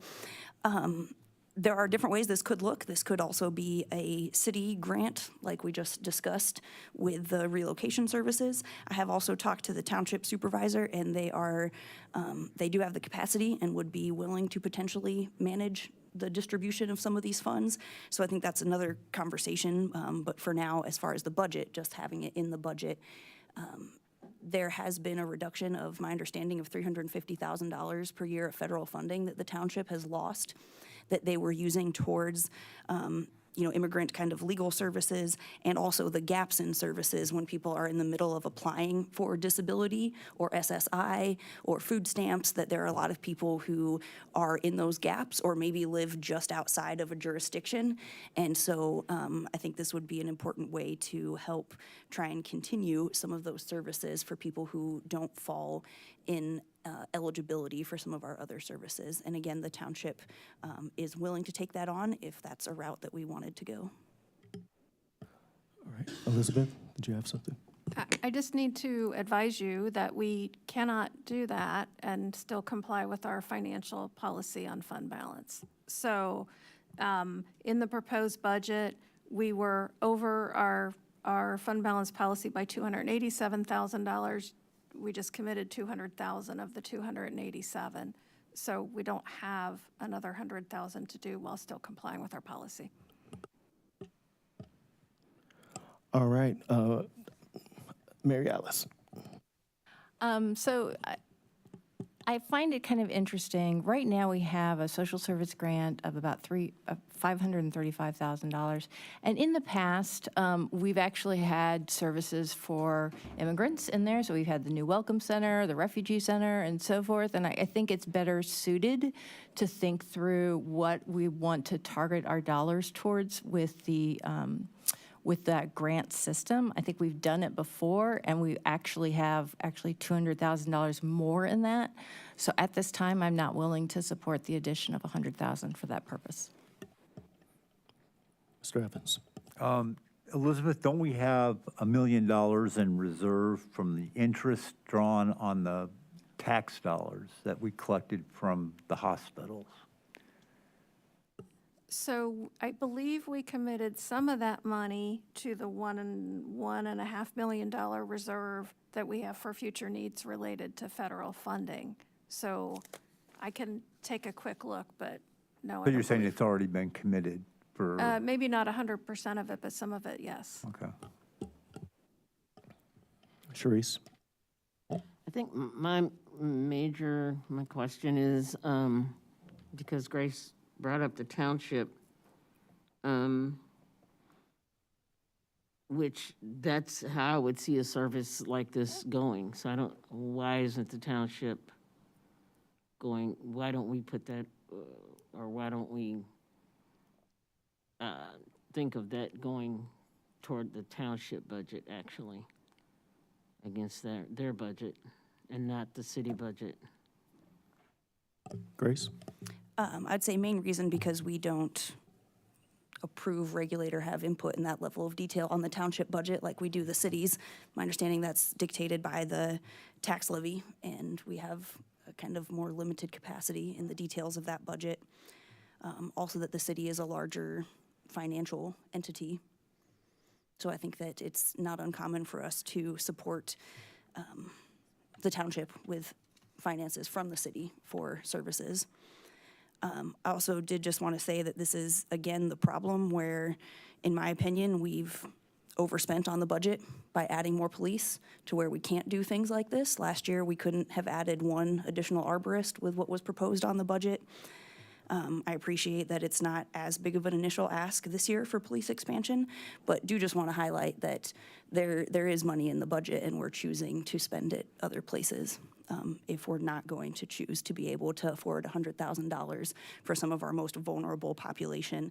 As was mentioned, people are being abducted from our community in masses at once, I guess, large enough number for me to call in large crowds, and they leave behind families that are in need of some kinds of assistance, and there's not always the time to go through these big official grants with a bunch of red tape around those dollars. So what I was envisioning here is that this can go more towards direct services through trusted organizations that work with people who are vulnerable and very impacted right now.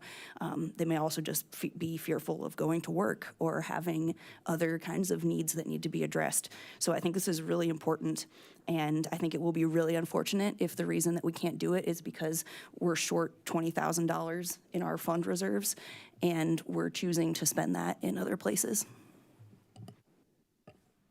Chris? Thank you. We didn't have the money to build the fire stations either, and it required going into debt for the next 10 years. But it happened anyway because it was a priority.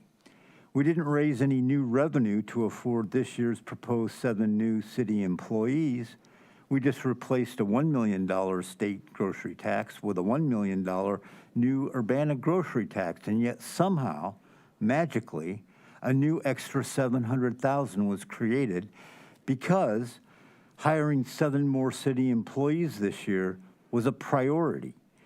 If such hocus-pocus financing can be done for hiring more city employees, then we can somehow finance the $100,000 to help the immigrants, if it's a priority.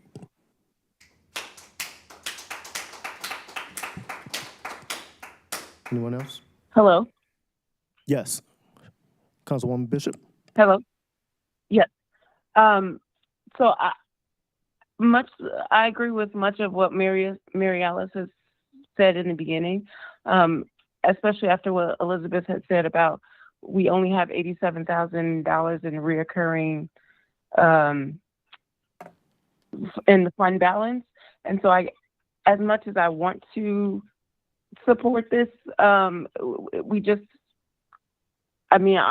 finance person is saying we don't have the funds or where we could pull the funds from. So I don't see how this could be necessarily supported. I understand about priorities and things, but we've already allocated a bunch to immigrant services and stuff. So it's just, I can't see myself supporting this if our finance person is saying we don't even have the funds.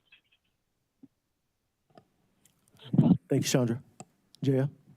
Point of order, are we at questions or discussion? Because I feel like I messed that up last time, so I just want to make sure. Okay, appreciate that. So one is maybe a suggestion of looking at 80,000 instead of 100,000 so that we stay within our fiscal policies, because I do think that that's important. We are fiduciaries for the city and have a fiscal responsibility. However, I also think that this would be a space for a budget amendment. We're not going to hire all these positions that are in the budget immediately, and I think that's something we could revisit and see if there are savings from that time period to look at getting back up to that 100,000. Of course, there are always other expenses that come up. I think that's something that could be revisited. But I will echo the frustration of, yes, we provide a competitive process for all of the nonprofits that serve our community, which is particularly disadvantaged in terms of income. And these are not normal times. So saying, well, we already gave money to immigrant services, you know what they lost? Federal money. You know what they're at risk of losing? Health insurance. Immigrants in our community at the state level. So of the things that I would prioritize, making sure that folks are having some sense of safety if they're trying to just go to work or go to school or pick up their kids, and maybe can't even access the normal resources they have. I think that this is part of our community that deserves our attention, and this is why I always say I serve our residents, not just our citizens. All right. James? Yeah, thank you. I appreciate, Jaya, the suggestion. If the amount was amended to be $80,000 such that it would fit under our policy, I could support it. Elizabeth? So I just want to make sure you have the complete information, because I think Council Evans asked about the general reserve fund, what was left there after the property tax payments. So we're estimating that at the end of the year, even after transferring 500,000 to fund the reserve in the general fund against federal funding, we're estimating that there will be about 500,000 there. We don't have the final investment income figures. So if council members did want to move some money from that additional money from that fund to the general fund on a one-time basis to support this, that would be possible. Mary Ellis. So Jaya, thank you for reminding me that things are very fluid in our economic outlook for not only the city, but also, more importantly, for our residents and for the institutions and the groups that support our residents. So I'm thinking that perhaps, during COVID, we had something similar where there was things that were changing really quickly. We needed to be able to get out there and support the social services that were supporting our residents during that time. I'm wondering if we should divide the social service funding into kind of a rapid type of response versus a more long-term type of thing. We have 535,000. If we say we have 600,000, we're going to set aside 150,000 for rapid response and have the others. I think that might kind of solve a little bit of those problems. But it definitely needs to be like a direct, in order for that rapid response, it should be like, okay, this is happening.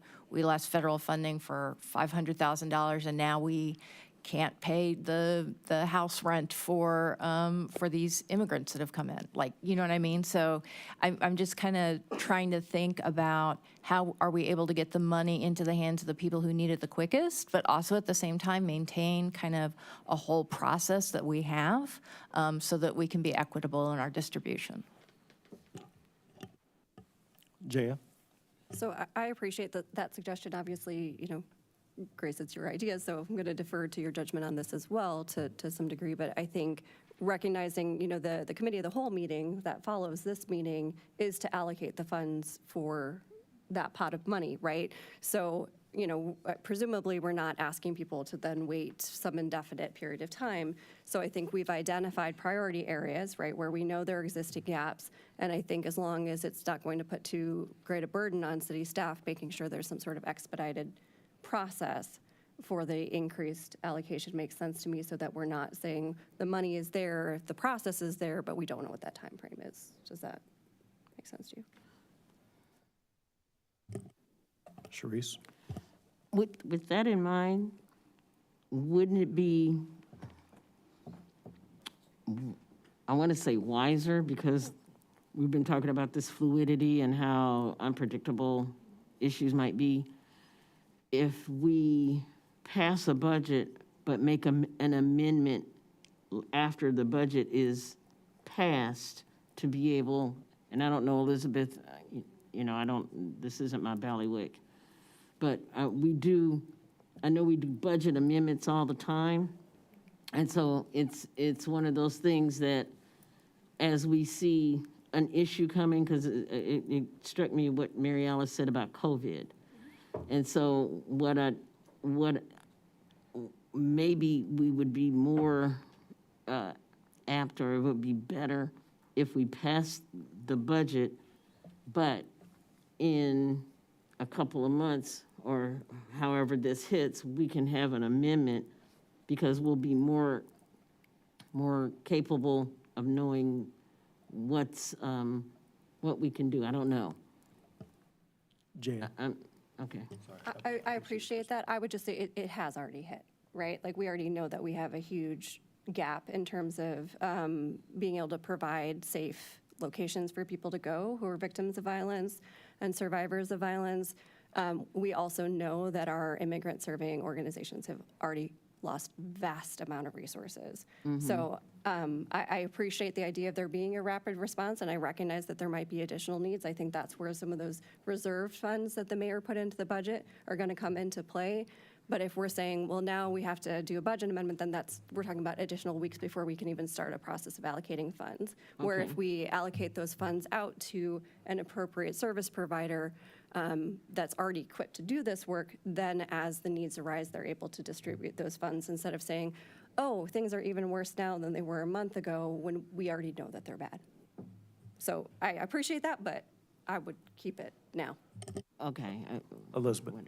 I just want to mention one thing that you might want to consider as you discuss this. So we have 3 positions assigned to the Grants Management Division. We currently have 2 of those staffed, and we had made a decision to deliberately keep this 3rd one vacant because we don't know what's coming with federal funding, and those positions are primarily funded with federal funds. The more grants programs we spin up, the more work we create. So I think they're kind of on the edge now. I mean, we may just need to go ahead and fill that 3rd position, knowing that we're going to have to support that whether or not we have the federal funds. All right, Mary Ellis, and then I'll come to Grace. All right, so yeah, we always have the issue with staff and whether or not we have the staffing to support all of our desires. We certainly added the Sun Grant last year. I think that was the first time we distributed those funds. So just because we can't see the future, we know right now that the immigrants are being targeted in our country, in our community. But there are other targets that have been going on by the federal government. I would like to ask Grace if she would be open to having a friendly amendment to having $75,000 put aside for rapid response in regards to federal changes. And we can develop a short-term 30-day turnaround of some kind where somebody could apply for basically emergency funds. So rather than just immigrants, as I said, we don't have a crystal ball. We don't know what else is coming down the pike. We know that trans rights have been threatened. So just keeping our options open with that mindset of we're trying to put a stop to some of the pain within the community. Grace. So a couple of thoughts here. I definitely recognize some of the extra work that it would potentially put on some of our city staff if we were to do the grant application process, which we don't have to do. But I did talk to our grants manager about the relocation, and he was very generous in being down to help with that and has in the past and done a great job. And I'm happy to continue to serve on selection committees. I've been on a lot of these selection committees and read through every application and score them, and am willing to help continue on that process, that we have other council and community members who may also help be willing to be on those selection processes and go through the applications and make some decisions. Also, there's that option I brought up of the township doing it. So if we don't have the staff, it doesn't even have to be something executed by our staff. So I'm not understanding some of this rapid response. I think that the current proposal already includes some of those things.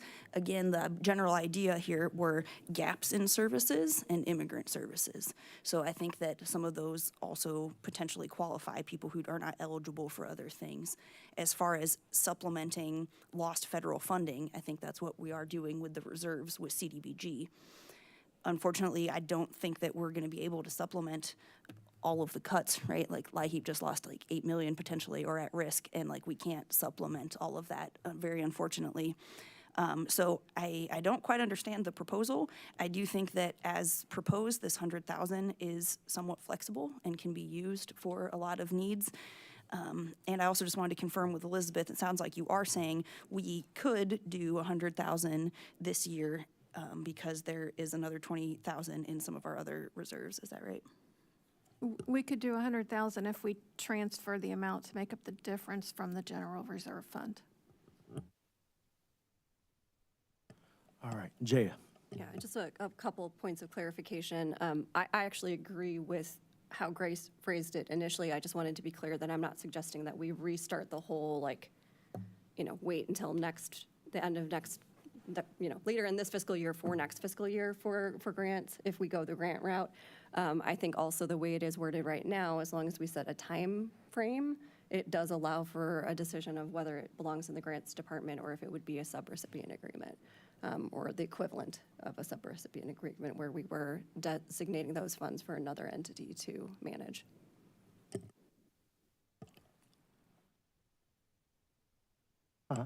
I know I've already spoken twice. I think, and I am trying to understand, Grace, the phrasing that you use, because I realize my phrasing is broad, but your phrasing is broad too, so I'm trying to, when you say gaps, that can be interpreted in many different ways, so it would help me to understand what you mean by gaps. All right, Grace. Yeah, as I said in speaking on this motion, people who fall through the cracks in eligibility for other services. So like while someone is meeting qualifications for maybe food stamps or a disability or a housing voucher, and they meet those qualifications, but there is a time lapse in applying for all of that. And so the township has expressed that what they have been using some of these funds for that they've lost were for immigrant services, for legal services, or people who may not be eligible for some of the other services in town, for immigrant status, for language barriers, for waiting for an application process to go through. So those are some of the gaps in services, like if someone is applying for disability and they're waiting to hear back and get approval, that they don't have any services at that time that they may apply for, but they're still needing those services. And so the township does a lot of case management with filling in some of those gaps, I mean, with people who are ineligible for other programs for various reasons. All right. I think we will go ahead and call the vote to the amendment of increasing of $100,000 being allocated to immigrant support services. Clerk, will you please call the roll?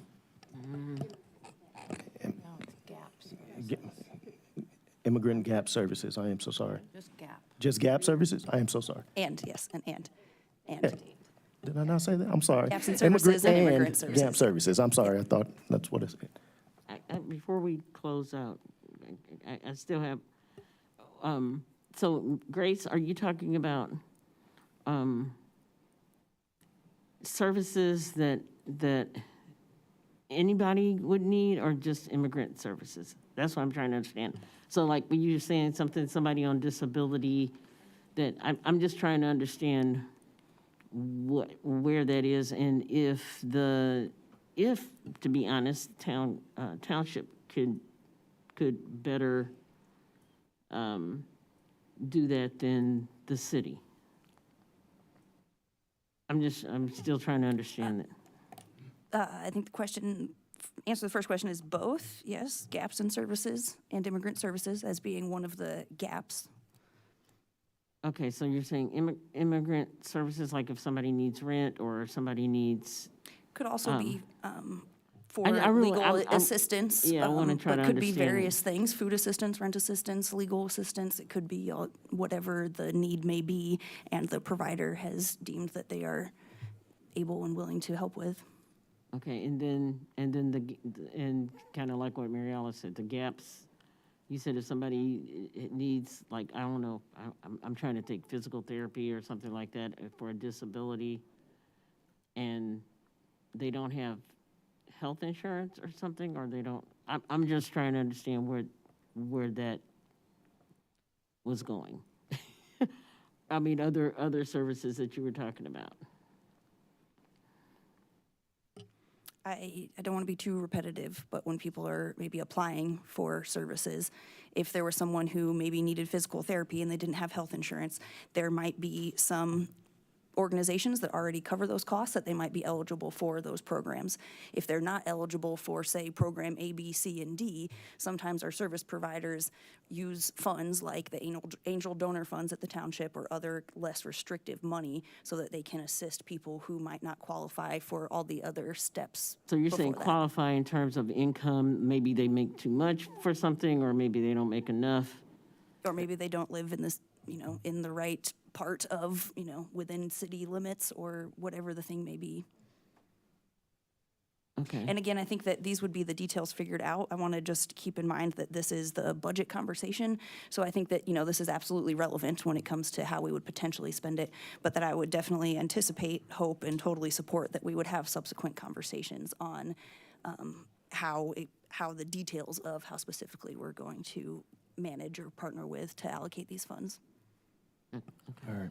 Clerk, will you please call the roll? Councilmember Wu, No. Councilmember Evans, Yes. Councilmember Hersey, Yes. Councilmember Colasetti, Yes. Councilmember Bishop, No. Councilmember Wilkin, Yes. Councilmember Quisenberry, Yes. Mayor Williams. We'll say yes.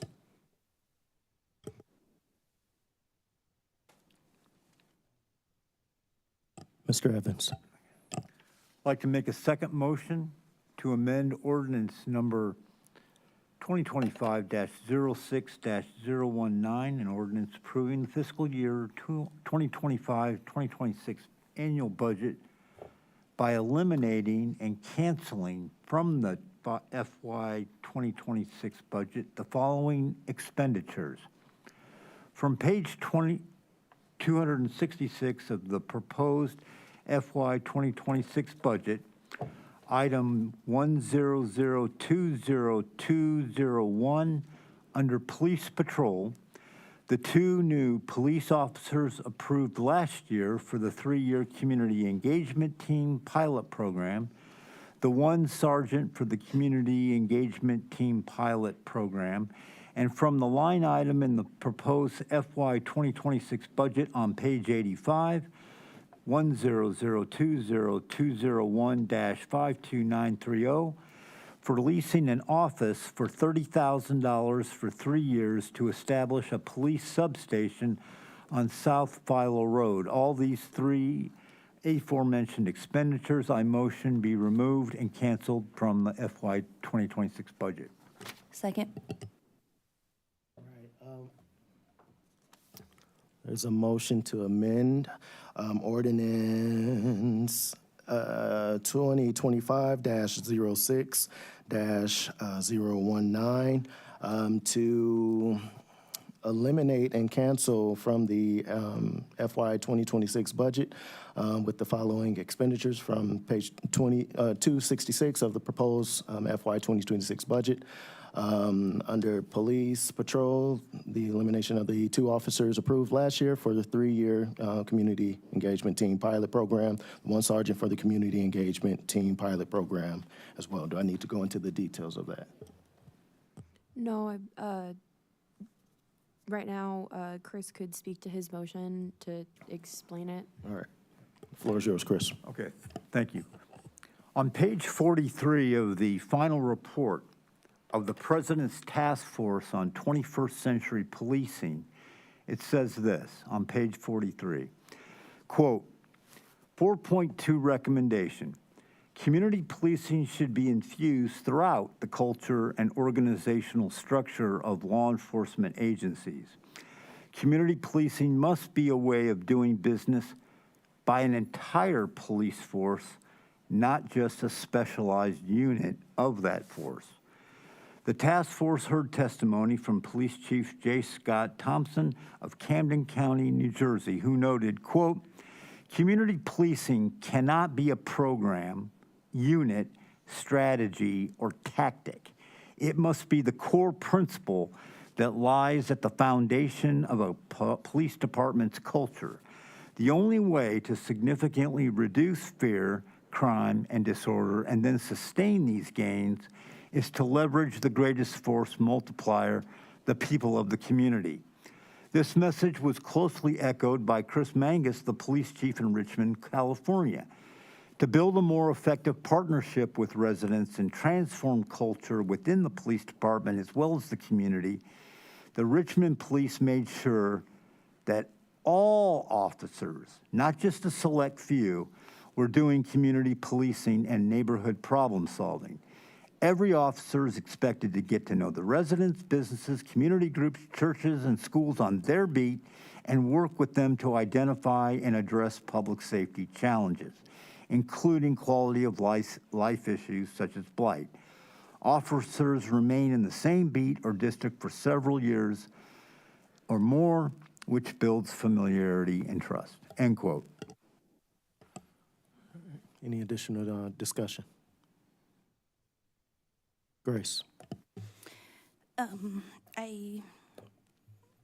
trying not to be a broken record here again, think that this is an important piece, but I think that it's the better approach to have this be a collaborative thing with the holistic approach that we've been working on for years. We have paid experts and we have community experts all ready to start working on the alternative response task force.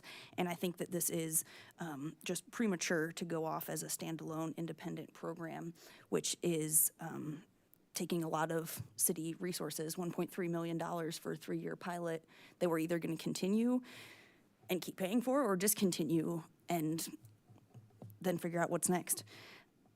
I think that at the very least, we need to potentially hold this money in the budget until we can approve the policy. This is a public-facing policy that would have direct impacts on the public and people in some more vulnerable areas, and I think that this should be a collaborative process and be approved by the legislative body for this public-facing policy. So I would hope that there is some consideration to at least hold this in the reserves as we have, and I'd definitely be happy to have that conversation, see about some of those amendments. And then at the very, very bare minimum, if we could have some kinds of assurance or commitment that council would be able to approve this policy before implementing the program. Otherwise, I think it's just very problematic. We're talking about dealing with things that require very sensitive expertise in domestic violence and safety planning and educating youth and things that have certifications for and education and training, and there are experts who could do those jobs for probably a fraction of the cost and have the expertise to do them. So I really think this is premature, and I ask if other council members, if you're willing to share, if you have, at this point, as of last week, actually read the policy for this community engagement program, if you agree with it, and if you would like to have any further discussions, input, or approval before we launch something and invest $1.3 million in a program that we haven't really discussed in any real meaningful way, what this program would do and how it would operate. Any other discussion? Jaya? I, again, don't want to sound like a broken record. I wasn't sure how long community members were going to be able to stay, so I made my primary points during council comment. I, again, believe that we have a retention problem. We need to look at how are we going to shift that burden off of our officers, but I want a plan that actually is well supported to alleviate those concerns and is not, as is noted in some of the exit interviews, just ballooning the administrative staff. I also do want to see that engagement and communication and make sure this aligns with the efforts that we have already undertaken with the Alternate Response Task Force. I will say again, I really appreciate my conversation with Mayor Williams, that I do feel confident that there will be further discussion about that document that was provided to us just last week, and certainly strongly encourage anyone who has not read it to look at what's in that document and wonder why we didn't get it until last week. Mary Alice. So I just want to clarify, the community engagement team that was the 2 officers that we had approved last year have not started because of, is that, I'm seeing heads nod back there, right? So we had decided, if council approves, to shift that another year. Is that correct? So nothing has been launched? Okay, all right. I feel like I said a lot last year about the community engagement. I appreciate and hear what Jay is saying about domestic violence and the sensitivities around that population and the needs of that population being served by people who are trained in it. I am more than open to having a conversation about what that community engagement team, the goals of them are. I actually would ask that the command staff work with the agencies in town who are the experts in those fields. Rather than saying, this is what you need, we should be saying, how can we help? And so rather than like crafting something that we think should, work out, we need to go to the people who are actually working with the population to find out what they need from us. So I definitely think having a conversation about that. I would love to have the police chief and the community engagement people come to city council after they've talked to those people and say, this is kind of the game plan.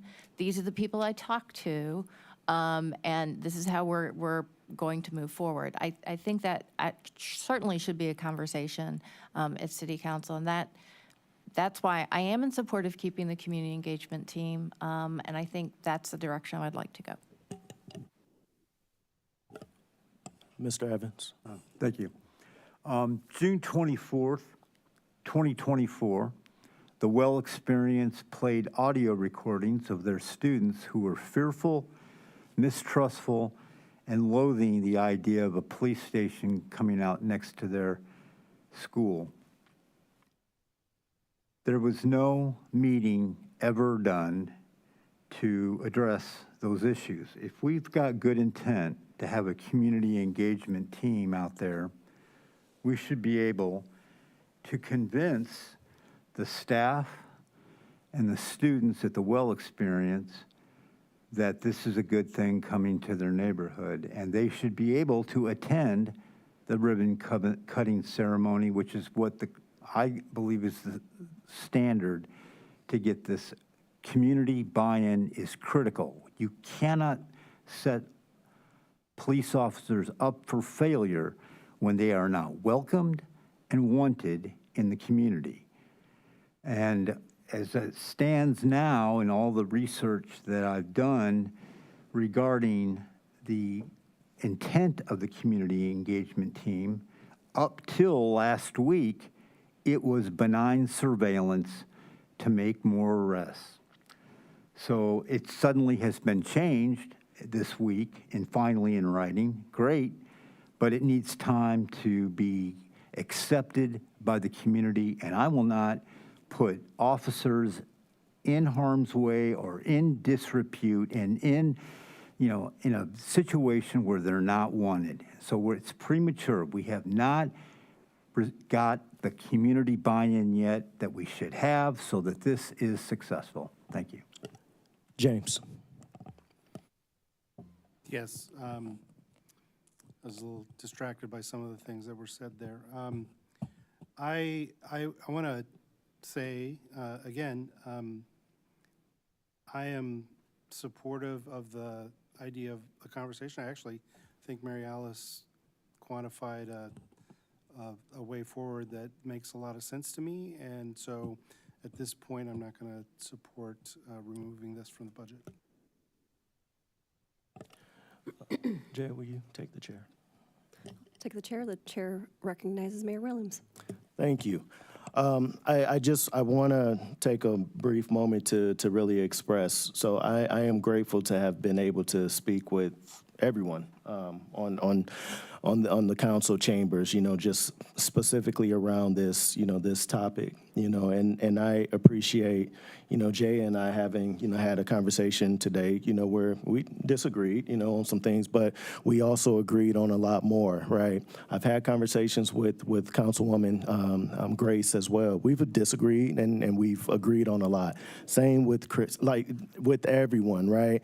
I just want to make something very clear, my decision and my thoughts around some of this was due to, me having really been, and not saying that anyone up here isn't, let me just make that very clear, but me having really been involved in the lives of some of these young folks, right? Specifically the black kids that, a lot of folks out in the community and out in this audience is wanting to, help protect. I appreciate that, right? So I understand the value of a dream organization to the black community. I know how the black families and the black youth feel about Dream, right? I know what it's like to have a community outreach person help me turn my mindset a little bit, because what people fail to realize is when I'm not wearing a suit and a tie, I'm tatted up. I got 5% tint on my windows. All those things. I am a cop having a bad day away from becoming a hashtag, right? So let me be very clear. Like, I understand the concerns. But what I am presenting, like I've heard a lot about previous administrations and things that took place prior to my time, that had nothing to do with me. I promise you, my heart is in the right place. My heart is darn sure in the space of ensuring that I protect those who are most vulnerable, because I got receipts that prove that I really do that work in a major way. I have receipts that show that my heart is always in the right place. Do I get it right all the time? Absolutely not. And you know what I said in regards to this budget? If I get it wrong, I'll be the first to admit that I got that wrong. But what I'm asking for the community and for folks up here to do is just trust me until you can't. I've said that a lot, and I'm a broken record in that regard. Just trust me until you can't. Understand that I have a genuine heart and concern to ensure that our community is the best that it can be, to ensure that we are all doing what we can, to ensure that we protect the most vulnerable. We protect our immigrant family and friends. We protect our black and brown kids. We protect any and everybody who calls Urbana home. That's what I'm working towards. I'm not expecting to get it right. What I am expecting is you to allow for me to screw it up. I think that's a fair ask, right? And I just want to ensure that everybody is on the same page and knowing at least, if nothing else, support it or not, just know where my mindset is, my heart is coming from. A lot of you have talked to me and spoken with me outside of this. You know, I'm never ducking a conversation. I'm always open. So I appreciate you guys' efforts. I appreciate the heart and the integrity in all of you who are wanting to ensure that you serve your individual communities. I'm serving the communities just like you are. I have to be the mayor for everybody, too. And I appreciate the time. So thank you, Jay. Would you like the chair back? Yeah. Yes, I'm joking. Relinquish the Yes. chair. All right, thank you. Sharice. Sorry, I couldn't see you there. So you probably won't see me all the time.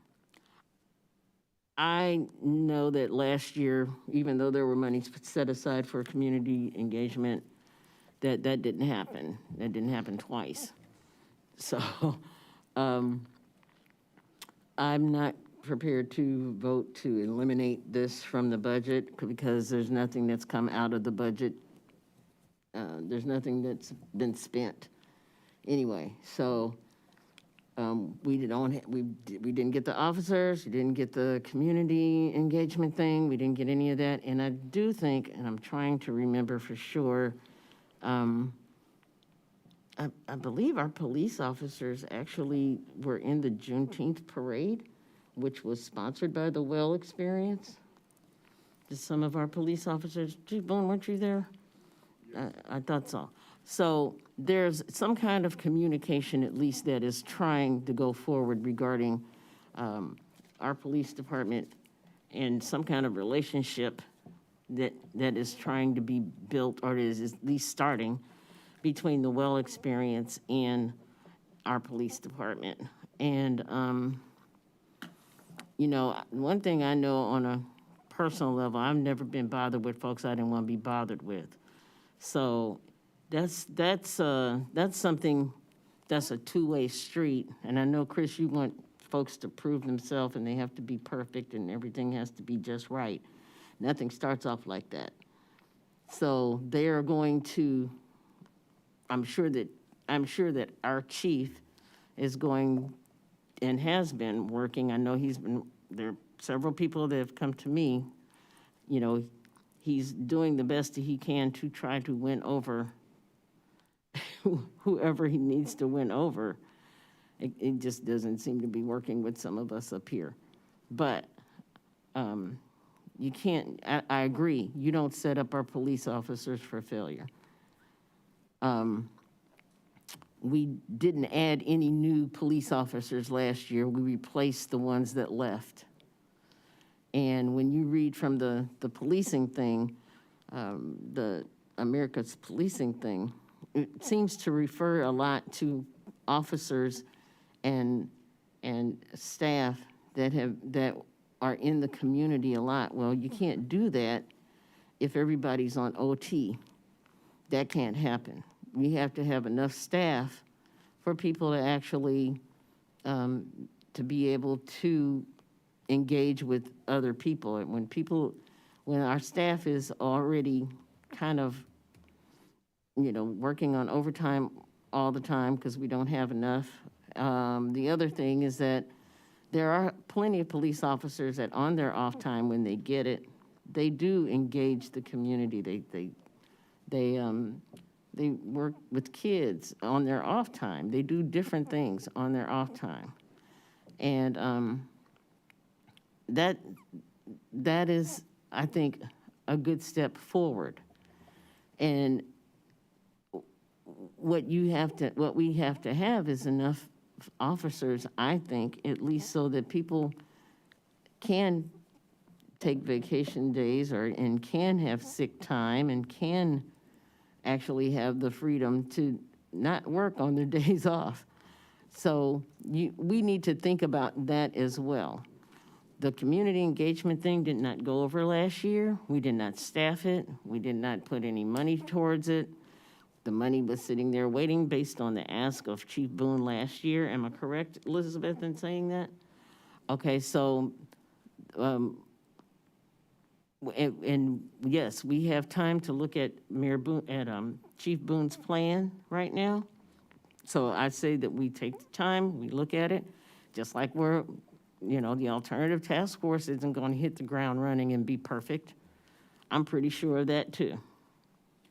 So I don't see, my opinion is this, I don't see why it has to be either or. I don't see why it can't be this and that. When we wanted our police force to say, we said for years, we wanted them to be more engaged with the community. This is a smaller community than the other municipalities that you were talking about. And it is more important for those particular police officers, I think, considering their history, to be engaged, all of them to be engaged. But I think that the police force that we have now is not, most of them have only been on the police force. I think the most is 5 years now. It used to be 7 or 13. Now it's like 5 or 7. Okay, that's the average. We've lost a lot of officers that could very well have been the training officers. And let's not forget, our chief has 30 years of experience and expertise doing certain things himself. He didn't just fall off the turnip truck. So I'm not willing to vote to eliminate that program. Grace. Thank you. I do want to say that I support our new mayor and I look forward to the work that we can do together.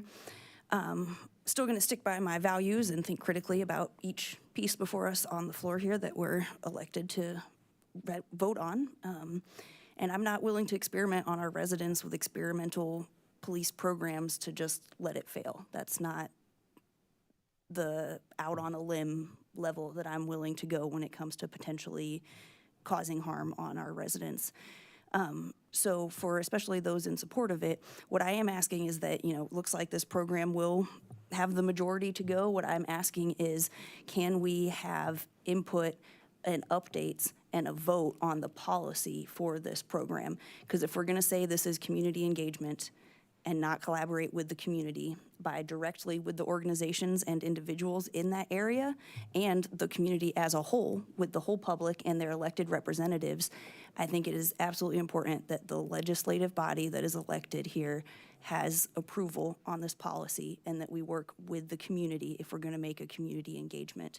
So that's what I'm asking for, is at the very least, and if anyone's willing to share if they agree or are willing to make that happen, that we can have updates, input, and approval from council on this program.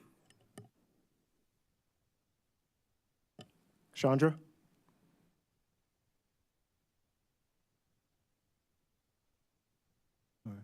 Yes. We didn't know, we thought we heard something there, so we just make sure you didn't have any questions, concerns, thoughts? No. Okay. No, I don't have anything additional to add. Thank you. Is there anyone else?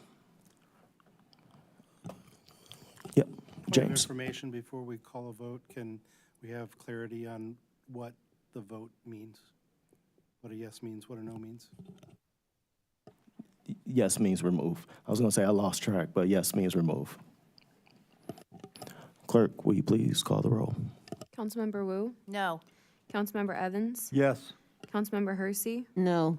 Councilmember Colacetti, Yes. Councilmember Bishop, No. Councilmember Wilkin, Yes. Councilmember Quisenberry, No. Mayor Williams. No.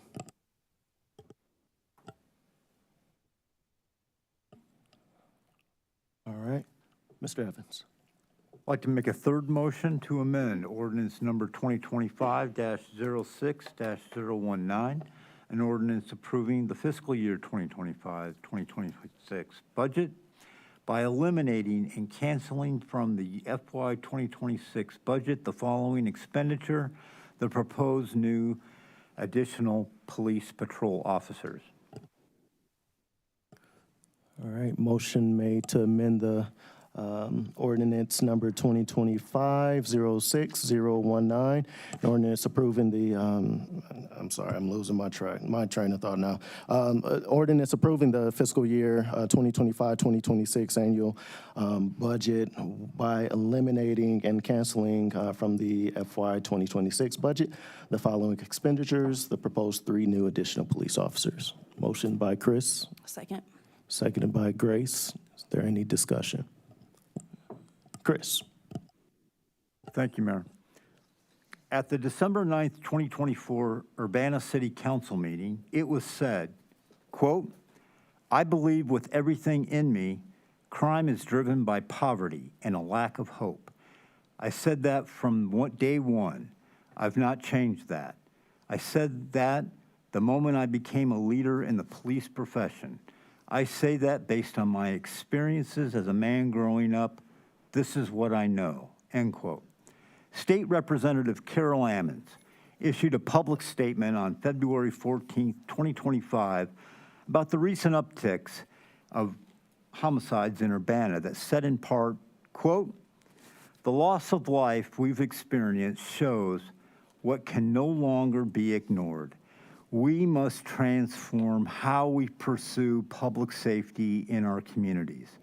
A response-centric approach, one which invests the vast majority of our resources and efforts into response, not prevention, is untenable. We need alternative models to stop crimes before they happen, including addressing the economic and social realities at the roots of the issue," end quote. At the April 9th, 2025 Champaign County Community Coalition meeting, Executive Director of the Trauma and Resiliency Initiative, Karen Sims, said, quote, "I believe that youth are only as good as the adults, and I would love it if we were thinking prevention, intervention, right? And we thought about how many resources we use for adults and families, and that came out as a theme, because if families aren't good, it's hard to be good as a kid. And I would love it if we could shift some resources to families. We also act like once you're 18, somehow you're magically fixed. And when I look at gun violence and community violence and a lot of issues, it's 18 to 34. And there are no resources for 18 to 34. And if you have a substance abuse need or a mental health need, you're SOL until you get arrested or die. Most of them did not successfully complete high school, and then we can't recover you. We heard families, we heard much more in the community, doing stuff in the community, a lot more community building, solid relationship building. We thought we heard people talk about the need to do things that are intergenerational. So yes, for youth all day long, but again, I believe we put a whole bunch of resources to young people, and we don't think about families, and we definitely don't think about women, because again, how much money goes to boys and young men? How much money goes to women and girls? And if women and girls aren't good, I promise you, young men aren't good. And lastly, at the November 27th, 2023 Urbana City Council meeting, Champaign County Public Defender Elizabeth Pollock said, quote, "I think it's pretty obvious from what I'm saying that the vast majority of the client base that we serve, everybody is at a low socioeconomic level. The amount of trauma and substance abuse and neglect that we see amongst our client base is truly sad. And there's not a lot of resources out there. So if I were to be able to encourage this body and this city in any way to help our client base, what I would say is let's invest in those services where we can. If we can expand access to homeless assistance, if we can expand access to early childhood education, if we can expand food security programs so that people have enough to eat and are not forced to take from others in order to feed themselves and their families, these are the stories that I hear every single day. I don't think we are going to be able to make a substantial investment in my budget per se, but if we're going to stop the cycle and stop people from coming into my office as represented defendants, then those are the areas where our resources would be best served, is to try to mitigate some of the damage that has been done to our client base and connect them with those services so they don't have to come see me over and over again, end quote. Thank you for your time. Thank you, Chris. Is there any other discussion? Grace? Thank you.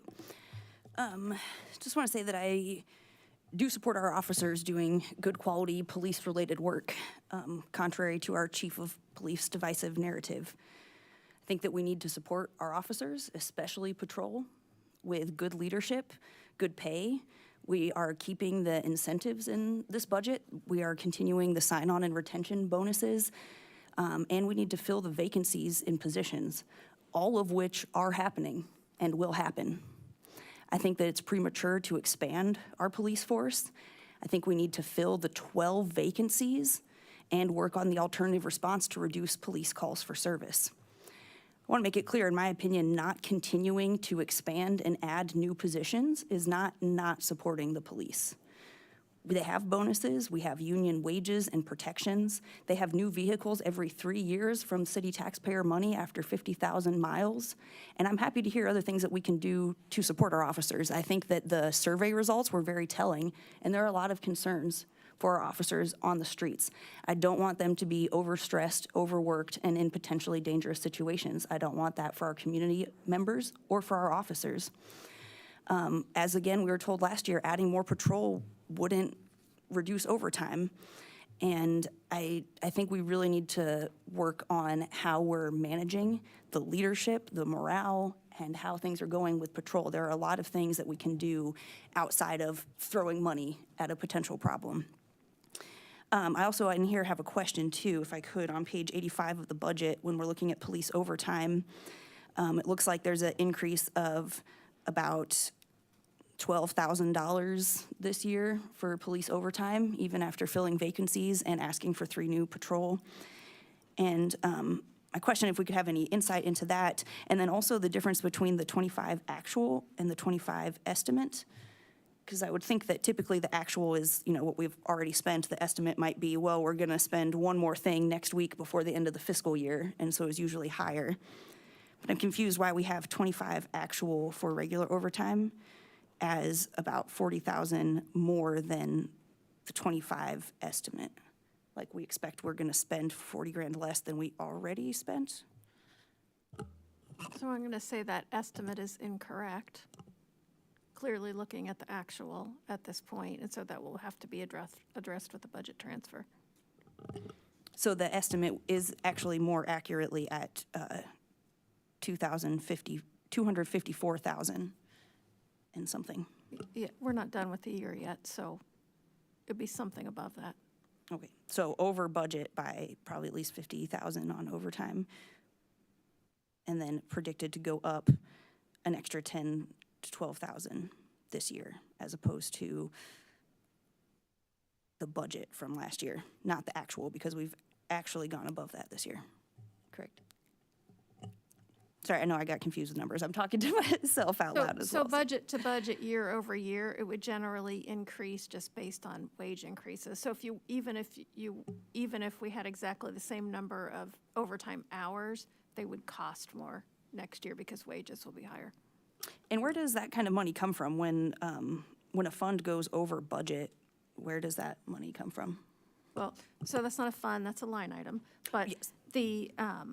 so departments have the ability to transfer within certain groups of line items to move money. So for example, overtime is often related to vacancies. So if overtime is over budget, often, and I haven't looked closely at this particular case, sometimes it's related to a vacancy. And so for example, we might move money from salaries into overtime to address that.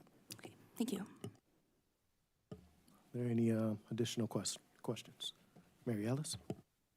Yeah, I want to address a couple of items that I've heard throughout both this conversation, but also from the community, and kind of some of my thought process. So, Grace had put the proposal to do the presentation on LEAP and what they did in Evanston, so I started digging a little bit into Evanston, and one of the things that I discovered is they have a very cautious way of launching their program, which I think is smart. They're talking about, shifting the hours. They're trying to figure out what the best composition is. But as Grace said, that started in 2020. And we've been on this trajectory, and we had to put a pause for about a year before the Alternative Task Force could meet. We haven't met yet. Then it takes LEAP to write up the report. Then it takes us to identify the funds. Then it takes us to spin up a new thing. That there is 2 to 3 years. Right? So realistically, boots on the ground with the Alternative Response Force is not going to happen for 2 to 3 years. That's kind of the way I look at it. In addition, so I think LEAP had suggested that 36% of the calls for service at Evanston could potentially be handled by an Alternative Response Force. In the beginning, Evanston had less than 2% of the calls for service handled by their alternative task force. Their official numbers for the first 90 days. Now, of course, they ramped up and they got more. The last number I could see was 1,500 out of 27,000 calls for service in that first year. My purpose in going through these numbers is to really kind of try and articulate how we're going to be able to launch something and how many of those calls for service they'll be able to address, right? So it's going to be a learning curve for everybody. It's going to be a learning curve for the dispatchers, for the police department, for the alternative response. Meanwhile, we still have the police handling all these things that we hope we will be able to put off onto the alternative response group.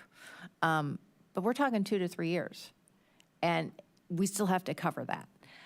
So I'm in support of these positions for that particular reason. I think we will have very hard conversations when we get to the part of funding the alternative response group. And I think there will be need for reoccurring dollars and for us to really take a look at that. But I also want the public to, I know they've been patient, but we want to get this right for the community. We don't want to just roll something out to roll something out.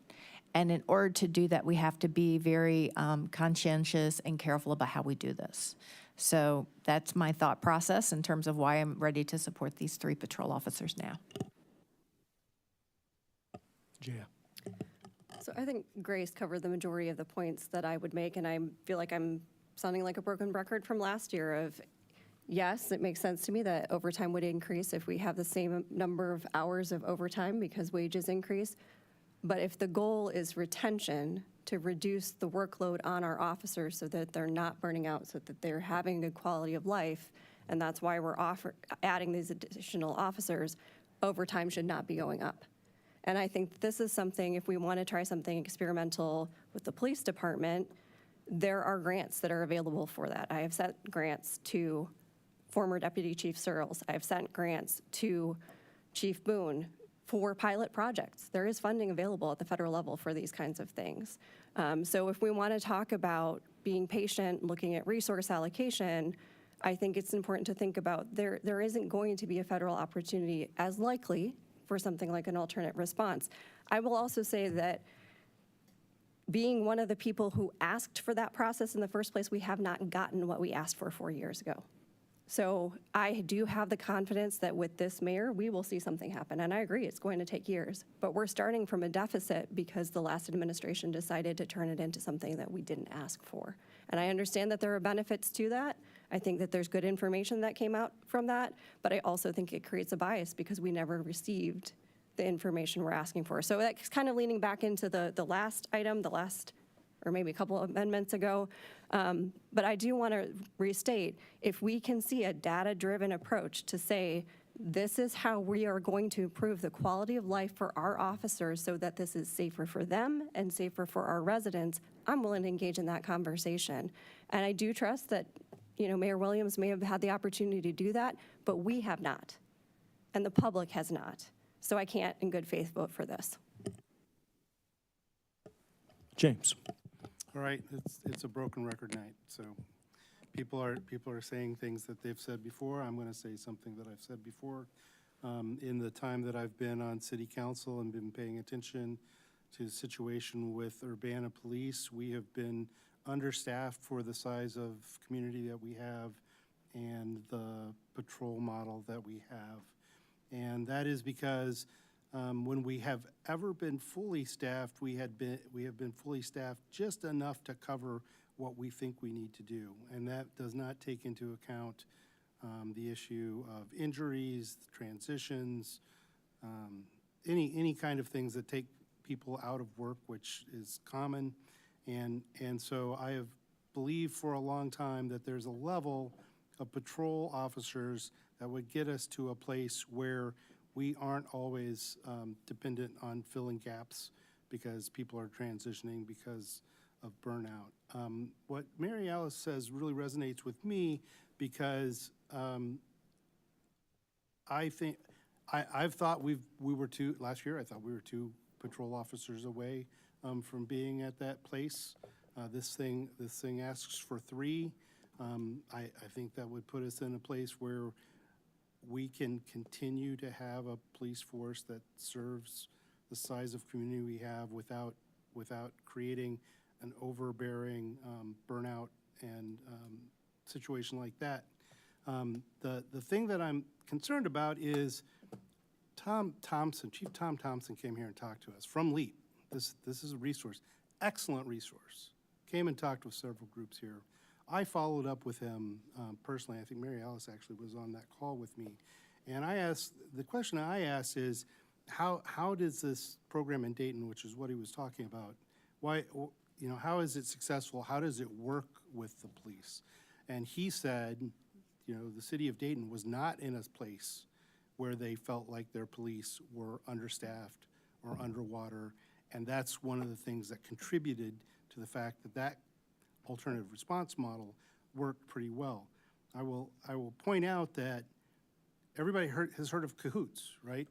What is reported is that when Cahoots was at its best, it was taking 17%. I keep hearing this number of 70%. That's not realistic.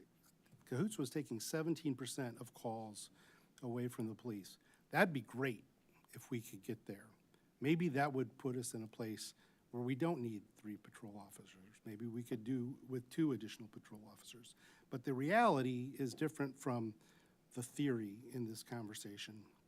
I will also point out that the reality, as we just saw a presentation that included Olympia as an example of how a community near our size is spending $2 million on a crisis response program.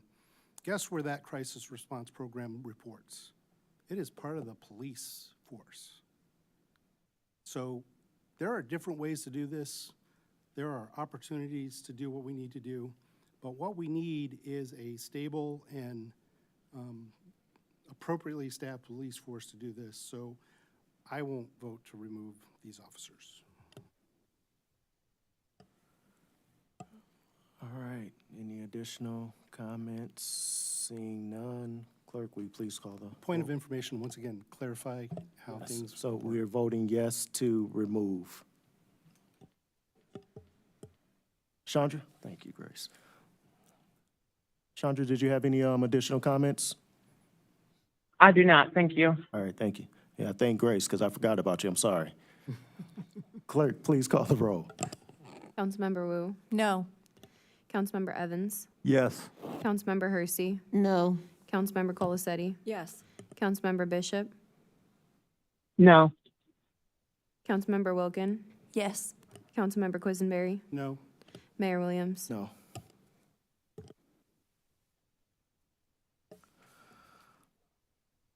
All right. All right, just at this moment, we will go, well, Grace, what you got? I had a question, now that we're back to the main budget, if I may. I was wondering, on the personnel summary, page 46 is what I'm looking at, the special police fund for cannabis excise tax.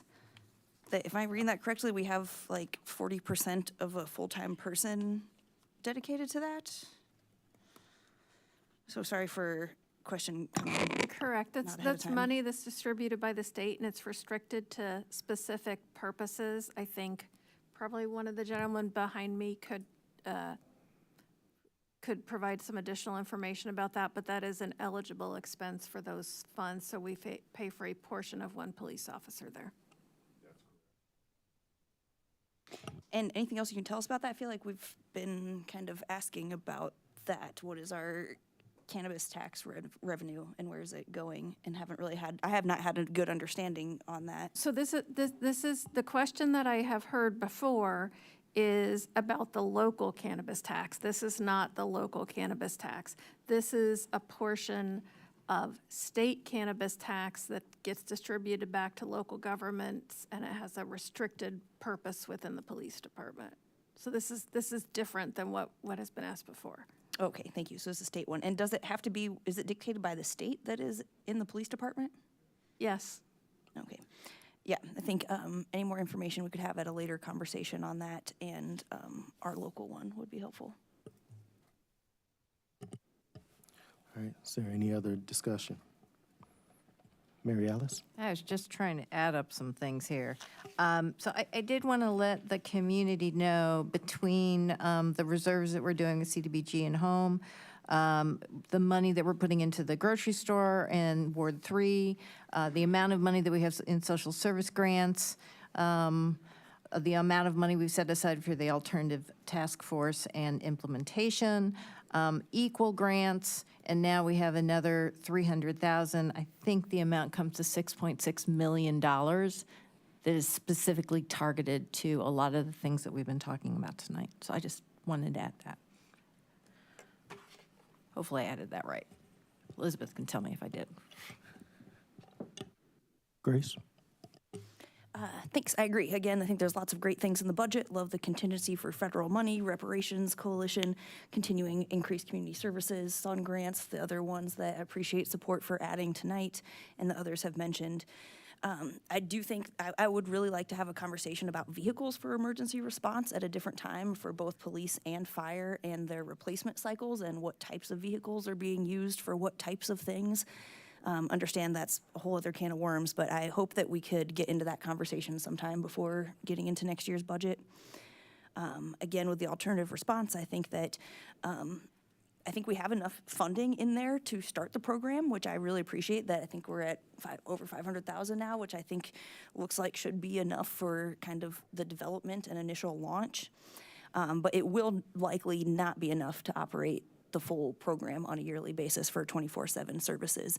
And it sounds like most of us up here in the elected officials have an understanding of that and agree that we will need to increase reoccurring funding if we want to launch a successful alternative response program in the future. And I hope that we have the available resources to do that. So I recommend that we work collaboratively with the task force and LEAP to create that holistic, comprehensive approach rather than going off on kind of individual programs in the meantime. So yeah, I think lots of great things in the budget, but I do think it's premature for the police expansion and have concerns that we're going to be able to adequately fund some things in the future. So for that reason, I'm not on board with the budget as a whole as presented, but I do think that there are a lot of really great things in there. Thank you. Any additional comments? Chandra, any additional comments? No. All right, Chandra, any additional comments? No. All right, no. Jaya? I just want to reiterate again that it is refreshing to be sitting next to someone who I can disagree with and vote differently from and not fear for the phone calls and yelling at that would come after or the public humiliation through the News Gazette. I think it's important for us to be able to disagree and to be able to work through disagreements with our community and with the public, and also understanding that we have different information and experiences. So I just think it's really important to say that again. There's never going to be a perfect decision. There are things that I voted on that I've been like, ooh, I don't know if that was the right thing too. And I just appreciate the opportunity to be able to actually feel like I have a voice that isn't just dismissed or had eyes rolled at it. So I do appreciate this change, and regardless of what happens with this vote, I feel confident that this body will work in the best interest of the city. Thank you.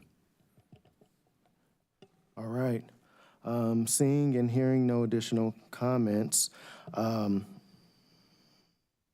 will the clerk please call the roll to approve the budget? A quick voting on the whole budget. We're voting on Correct. that. The Yes. whole budget to pass. Final vote. Yes. Okay. Sorry. So this vote will be to approve ordinance number 2025-06-019, an ordinance approving the fiscal year 2025-2026 annual budget, including the first and second amendment that you guys approved. Okay. Councilmember Wu? Yes. Councilmember Evans? Yes. Councilmember Hersey? Yes. Councilmember Colasetti? No. Councilmember Bishop? Yes. Councilmember Wilkin? No. Councilmember Quisenberry? Yes. Mayor Williams? Yes. All right. That motion passes. Thank you all. All right, the next item on the regular agenda is ordinance number 2025-06020. Mary Alice. On behalf of the Committee of the Whole, I move approval of that ordinance. Second. Second. All right. Motion made by Mary Ellis, seconded by Jaya. Is there any discussion? All right. Seeing no discussion, clerk, will you please call the roll? Councilmember Wu? Yes. Councilmember Evans? Yes. Councilmember Hersey? Yes. Councilmember Colasetti? Yes. Councilmember Bishop? Yeah. Councilmember Wilkin? Yes. Councilmember Quisenberry? Yes. Mayor Williams? Yes. That motion passes. Next item on the agenda is ordinance number 2025-06021. Mary Alice. On behalf of the Committee of the Whole, I move approval. Second. All right, approval made by Mary Alice, seconded by Sharice. I'm sorry, I forgot your name, Sharice. Is there any discussion? Mary Alice. I know I'm the one who always throws numbers around, but I wanted to respond. I know that some of the people who have been talking about the grocery tax are concerned about the people who don't make as much money as some people, and it's going to be aggressive for them. So I went back and reread the article that Elizabeth was talking about, and I kind of wanted to provide a couple of things here. The first one is that they have these quintiles. So the lowest one, meaning the people who earn the least amount of money, that range goes from 0 to about 14,000. So people who really, really are not doing well monetarily. Their estimated average grocery tax for the year is $1.64. Okay, if we go to the next band, which is the low quintile goes to, that's very weird. Sorry, 25,000. So the 14 was the mean. So if you earn 25,000 or less, you're only paying $1.68 a year in grocery tax because of SNAP. Just to be clear about that. If you earn between 25 and 50,000, your grocery tax is going to be $29 for the year. So I just kind of wanted to, because there were some questions about how is this going to impact people and where did that $1.63 come from? So I just wanted to kind of provide some context for that.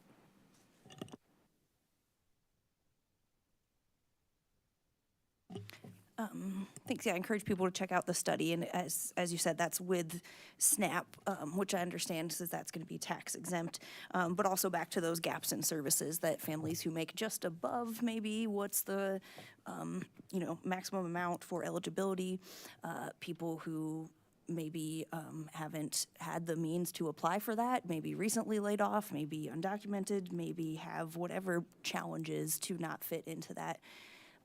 So I can see the advantage to this, but I do see it as a regressive tax, and I see it as not necessary because we could forego some other expansions this year and avoid this grocery tax. So for that reason, I'm not in favor of continuing the grocery tax and making it a local tax at this time. All right, is there any other additional discussion? No, seeing none. Chandra, did you have anything? I do not know. Thank you. Okay. Seeing none, clerk, will you please call the roll? Councilmember Wu, Yes. Councilmember Evans, Yes. Councilmember Hersey, Yes. Councilmember Colasetti, No. Councilmember Bishop, Yes. Councilmember Wilkin, No. Councilmember Quisenberry. Yes.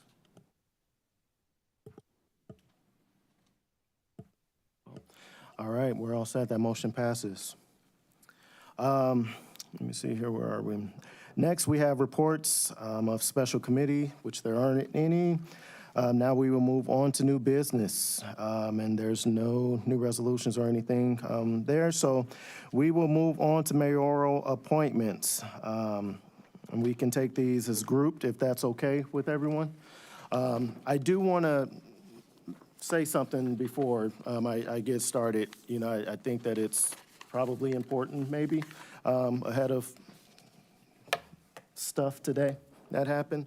But just want to say, you know, both inside and outside of the Public Works Department, Vince is known for, you know, just for being a person of integrity. And his dedication to the city and its employees, in my opinion, has been unparalleled from my experience and time with you. And while his work ethic and technical knowledge of the city's operational needs are obviously beyond question, it's Vince's character and leadership qualities that he has demonstrated that makes him, in my opinion, the right person to guide this department at this time. With everything that has taken place, you know, I've seen firsthand how much Vince cares about the well-being of employees, and I know that he will treat everyone with respect and fairness. I believe that Vince can help us, you know, inspire a culture of trust, where all of our public works employees can feel valued. And I ask that you all, you know, as we get ready to present this confirmation, I ask that you all, you know, trust that and believe that understanding as well. So just wanted to get that out there, you know, beforehand. So the staff appointments first. First, we will have a staff appointment for interim public works director, Vince Gustafson, for a year ending June 30th, 2026, or until the position is filled, whichever comes sooner. Can I get a motion to approve this staff appointment? I'm happy to move that approval for Vince Gustafson, term ending June 30th, 2026, or until the position is filled, whichever is sooner. Second. Moved by Jay, seconded by James. Is there any discussion? All right, Jaya. I just want to say, I know last term as a new council member, how helpful it was, Vince, the time you spent with each of us, and I do feel confident that the department's in good hands. So thank you for stepping into this role. Any additional? Yeah, I Chandra? was going to say the same thing. I appreciate Vince stepping up into this position that's been vacated. So I appreciate that. All right. Clerk, will you please call the roll? Councilmember Wu, Yes. Councilmember Evans, Yes. Councilmember Hersey, Yes. Councilmember Colasetti, Yes. Councilmember Bishop, Yes. Councilmember Wilkin, Yes. Councilmember Quisenberry. Yes. All right, that motion passes. Congratulations, Vince. Next, we have staff appointment to the Police Pension Fund Board, Christine Francisco, for a term ending June 30th, 2027. Can I get a motion to approve this staff board appointment? So moved. Second. All right, moved by Mary Alice, seconded by Sharice. Is there any discussion? All right, seeing none, clerk, will you please call the roll? Councilmember Wu? Yes. Councilmember Evans? Yes. Councilmember Hersey? Yes. Councilmember Colacetti? Yes. Councilmember Bishop? Yes. Councilmember Wilkin? Yes. Councilmember Quisenberry? That motion passes. Information Yes. for just a moment. Is it possible for us to read all of them and vote on all of them at once and ask if anybody wants to take a name off so we vote on them individually? So we grouped them into these 4 categories based off of what they were. So we separated the staff from the public volunteers, but I don't personally feel strongly either way. I think that's acceptable procedurally to group them. I got you. You said nothing but a word to me. All right. Next is staff board reappointments. We have 2 staff reappointments to Fire Pension Fund Board, Christine Francisco and Elizabeth Hannon, for a term ending June 30th, 2028. And for board and commission reappointments, we have here. I'm sorry? Yeah, I'm reading it. Bruce Michelson, term ending June 30th, 2028. Susan Jones, term ending June 30th, 2028. Civil Service Commission, Bill Gray, term ending June 30th, 2028. Community Development Commission, Chris Diana, term ending June 30th, 2028. Design Review Board, Travis Sheets, term ending June 30th, 2028. Historic Preservation Commission, Dennis Roberts, term ending June 30th, 2028. Andrew Wise, term ending June 30th, 2028. Sustainable Advisory Commission, Jessica Lemkin, term ending June 30th, 2028. The Urbana Free Library Board of Trustees, Beth Scheid, term ending June 30th, 2028. Julia Pollock, term ending June 30th, 2028. Sharice Hersey, term ending June 30th, 2028. Urbana Arts and Culture Commission, Barbara Hedlund, term ending June 30th, 2028. And Zoning Board of Appeals, Harvey Welch, term ending June 30th, 2028. Do I have a motion to approve these appointments? It's 2030 for the zoning board Oh, of my appeals. goodness, I got in the habit. Yeah. Zone Board Appeals, Harvey Welch, term ending June 30th, 2030. Nancy Utman, term ending June 30th, 2030. I will second that. All right. Who made the motion? I will make the motion. Motion made by motion made by Sherry Ellis. I'll second And it. seconded by James. Is there any discussion? All right. Clerk, will you please call the roll? Councilmember Wu? Yes. Councilmember Evans? Yes. Councilmember Hersey? Yes. Councilmember Colacetti? Yes. Councilmember Bishop? Yes. Councilmember Wilkin? Yes. Councilmember Quisenberry? Yes. All right, that motion passes. And with no further business before this body, this meeting is adjourned. We will now go to the Committee of the Whole, chaired by Mr. Evans.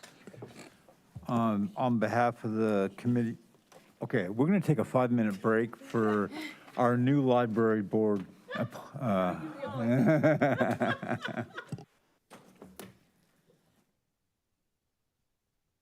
already took my 5-minute break.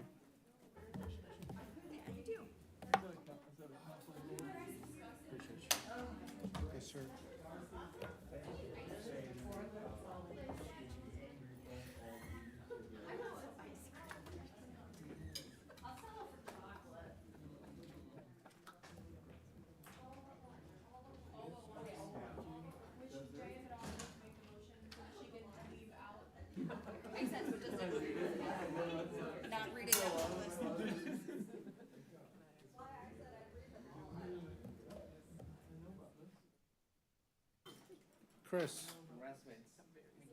Chris, we didn't get the outdoor amphitheater.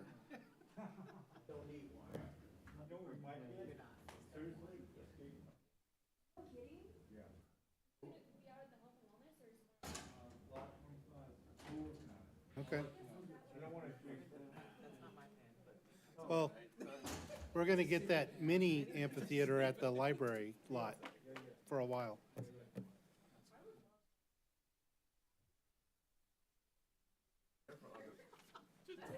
If we tear down that horrible old jail, you could have one of those right there. There's contour there.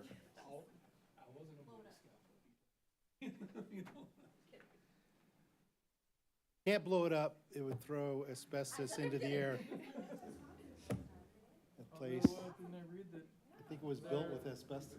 Didn't I read that they're doing away with, all the asbestos regulations, federal level? So, I mean, it must not be. There was something dangerous about anymore. that. I don't know,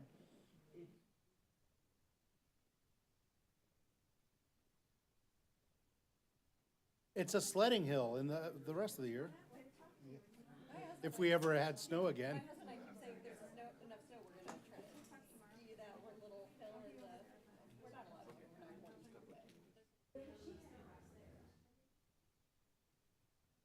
Yeah, that's a great hill. The crazy hill is the one they put by that lake.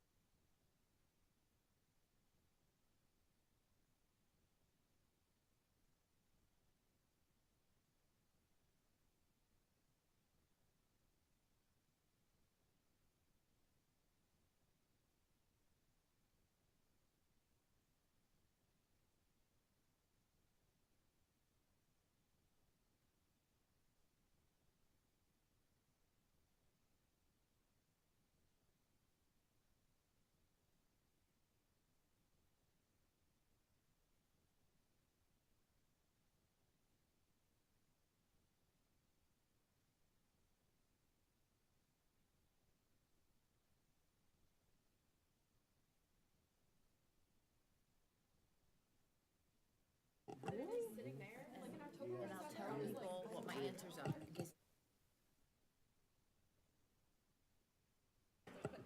Okay, I'm going to call to order. I thought it was. It's got all green and stuff. What? It's only 9, we shouldn't be so. I know. Okay, I'm calling to order the City of Urbana Committee of the Whole special meeting for Monday, June 23rd, 2025. Will the clerk please call the roll? Councilmember Wu. Here. Councilmember Evans. Here. Councilmember Hersey. Here. Councilmember Colasetti. Here. Councilmember Bishop. Here. Councilmember Wilkin. Here. Councilmember Quisenberry. Here. Mayor Williams. Thank you. Sorry. Next item is approval of minutes of which there are of previous meetings with which there are none. Are there any additions to the agenda? There are none. So we move on to presentations. There are none of those. And there is absolutely no public input that I'm aware of here. Okay. Go on to staff report. Is there any staff reports? I don't see any of those either. So we're right into it. New business. Mr. Braden Belcher, you're welcome to take the floor, sir, whenever you're ready on a number of things.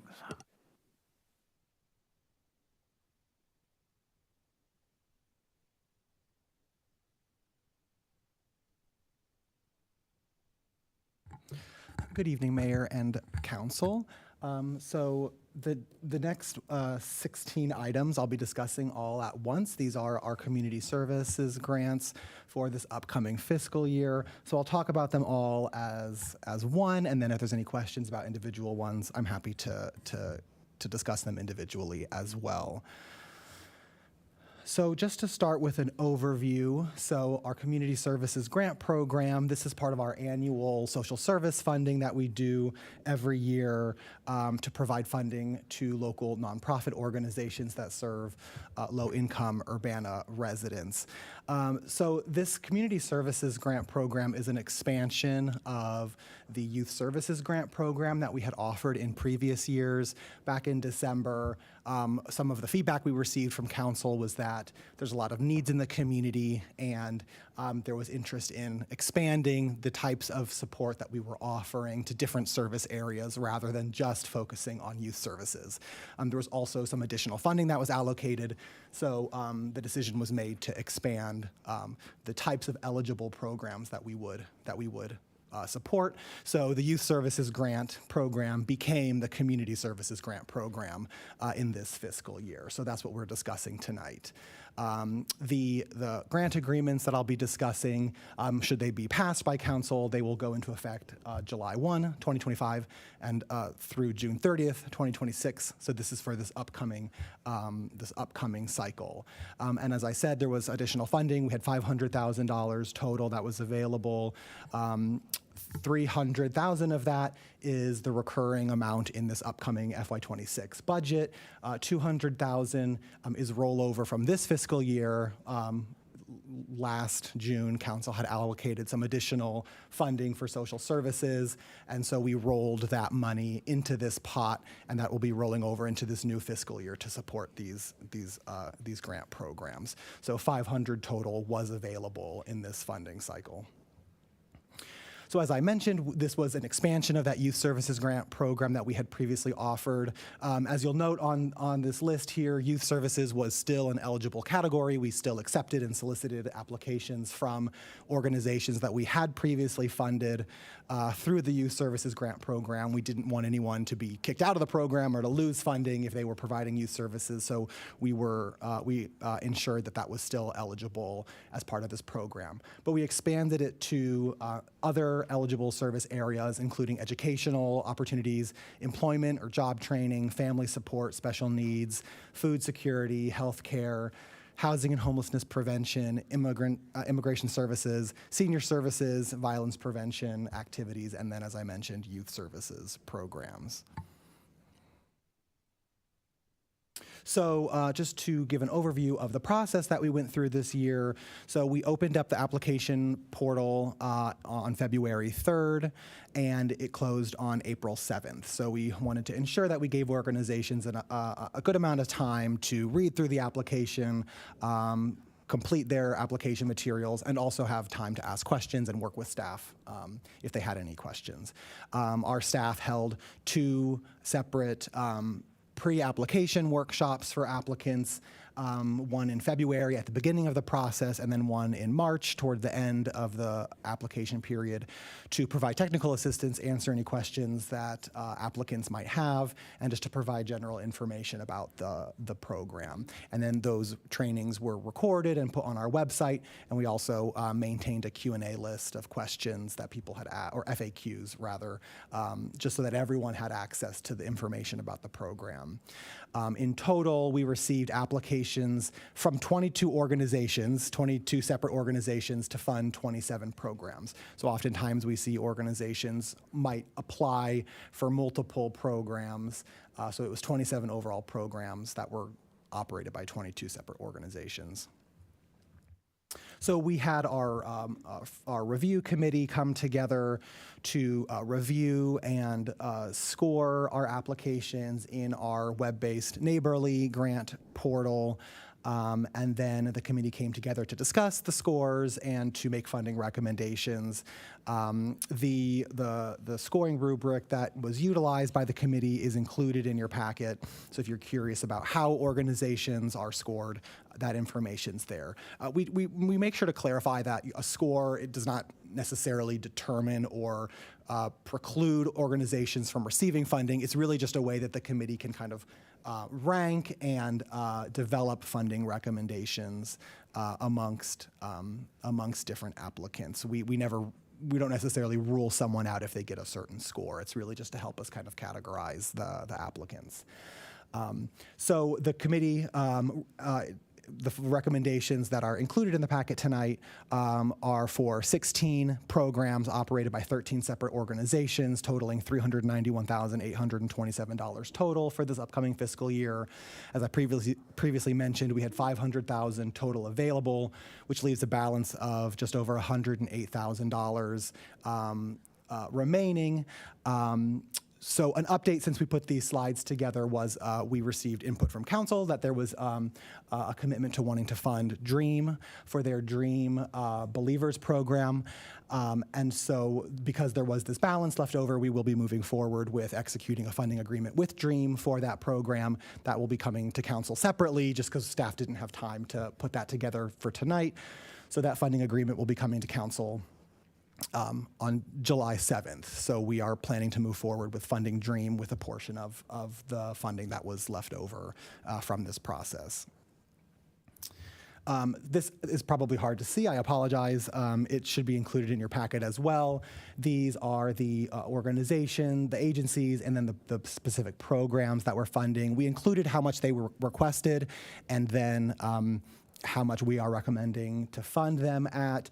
Those decisions, we typically don't fund an organization at 100% of what they request. We do on occasion, depending on the case-by-case basis, but oftentimes, we'll go through the budget, kind of determine what costs are eligible, what costs are reasonable, and what's actionable within that 1-year period that they have. So so when you see some that, what we're recommending is maybe less than what they requested, those are the considerations that go into it. But I'll just really quickly read through the organizations: Champaign County Healthcare Consumers, Public Health District, Crisis Nursery, Cunningham Children's Home, Don Moyer Boys and Girls Club, Habitat for Humanity, Races, Sola Gracia, The Land Connection, Urbana-Champaign Independent Media Center, Urbana Neighborhood Connection Center, Urbana Park District, and then Urbana School District 116 are all the agencies that we're funding. And I want to commend these organizations for the great work that they do and for the time that they put into their applications. We really appreciate the opportunity to partner with them.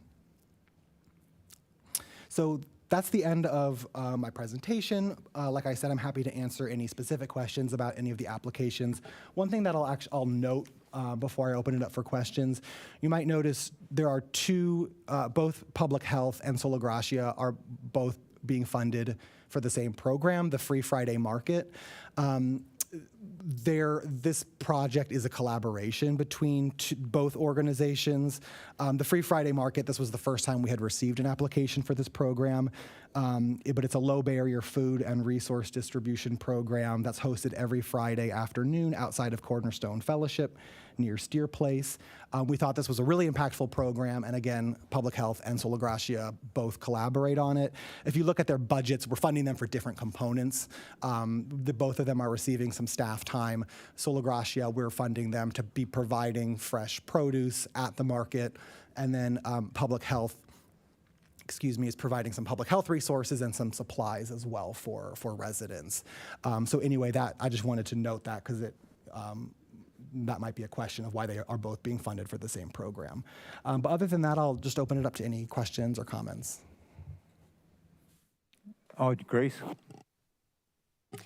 Thank you. Thanks so much for the presentation, Braden. It's always fun going through these, so it was brought up earlier, but if other council members or, I don't know if you open up to general members of the public, but if anybody else, has time or wants a bunch of extra homework, reading the applications is definitely something that you could do.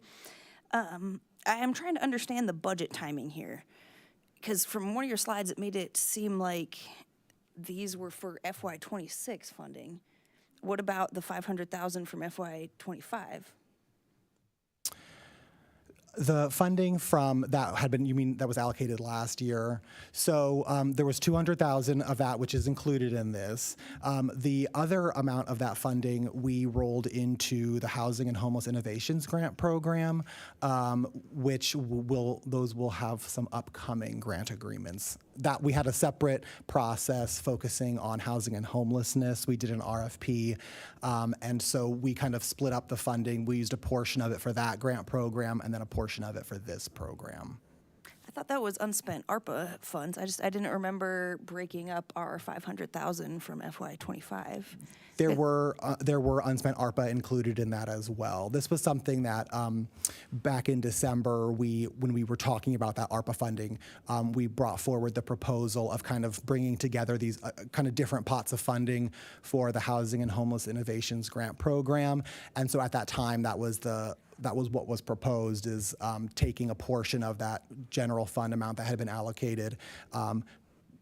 What the direction we received from council at the time was taking $200,000 for this program so that it was at $500,000, and then using the remainder for the Housing and Homeless Innovations Program, which is a similar grant program for nonprofits that provide housing services for individuals who are experiencing homelessness. Okay, so just with the timeline here, it just seems kind of hard because you and the selection committee are essentially figuring out how to allocate the money before it's even approved in the budget, right? That's correct, and that is something every year has been our process. When we're working with the organizations and in the resolutions and the agreements that we're executing, it's contingent upon council approving the funding. So we are trying to plan ahead, because we think for organizations that are trying to plan their budgets, we want to make sure that they know for the upcoming year that they're going to have funding. So we are working ahead a little bit. We always try to clarify that everything is contingent on council passing the budget, and so we don't execute any agreements until after July 1, until after the council's budget is approved, the city's budget is approved. But we do kind of work ahead a year, just so that organizations that are providing services can know ahead of time what funding they're going to have for their organizations. Yeah, which totally makes sense. I don't know if there was some way we could get our city timing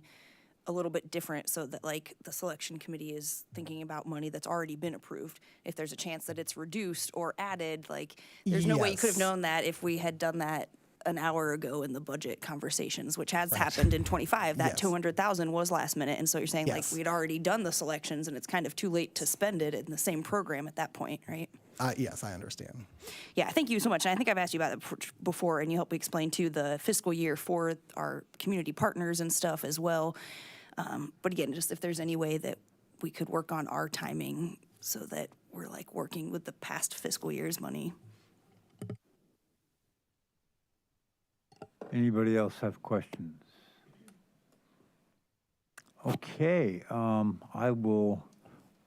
think you're dismissed, and I'm going, No, I know. I will entertain a motion. So I would like to make a motion to omnibus 15 of the 16 resolutions, and I'll read them shortly. I also want to acknowledge that I do have a conflict of interest for item number 8, as I work for the organization that is getting funded, which is why I'm not recommending that that item be omnibused with the rest of them. Do I need to say anything else, clerk, before I start reading them all? Okay.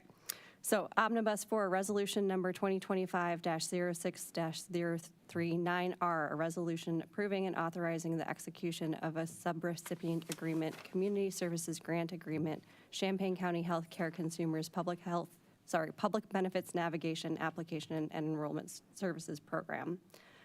Resolution number 2025-06-040R, a resolution approving and authorizing the execution of a subrecipient agreement, community services grant agreement, Champaign-Urbana Public Health District Free Friday Market Program. Resolution number 2025-06-041R, a resolution approving and authorizing the execution of a subrecipient agreement, community services grant agreement, Crisis Nursery Safe Children Program.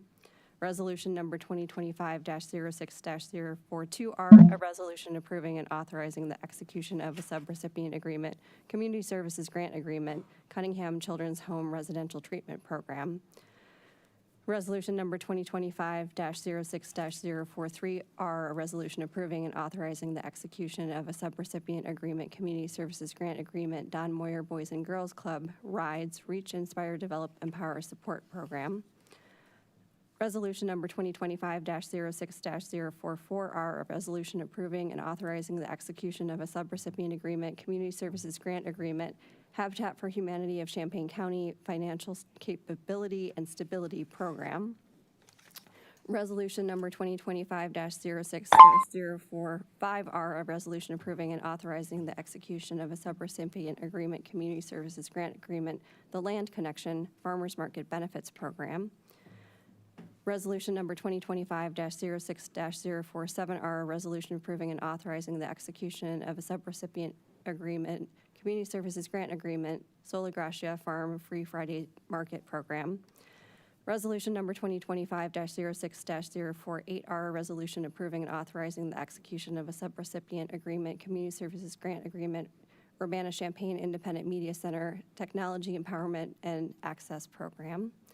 Resolution number 2025-06-049R, a resolution approving and authorizing the execution of a subrecipient agreement, community services grant agreement, Urbana Neighborhood Connection Center After School Enrichment Program.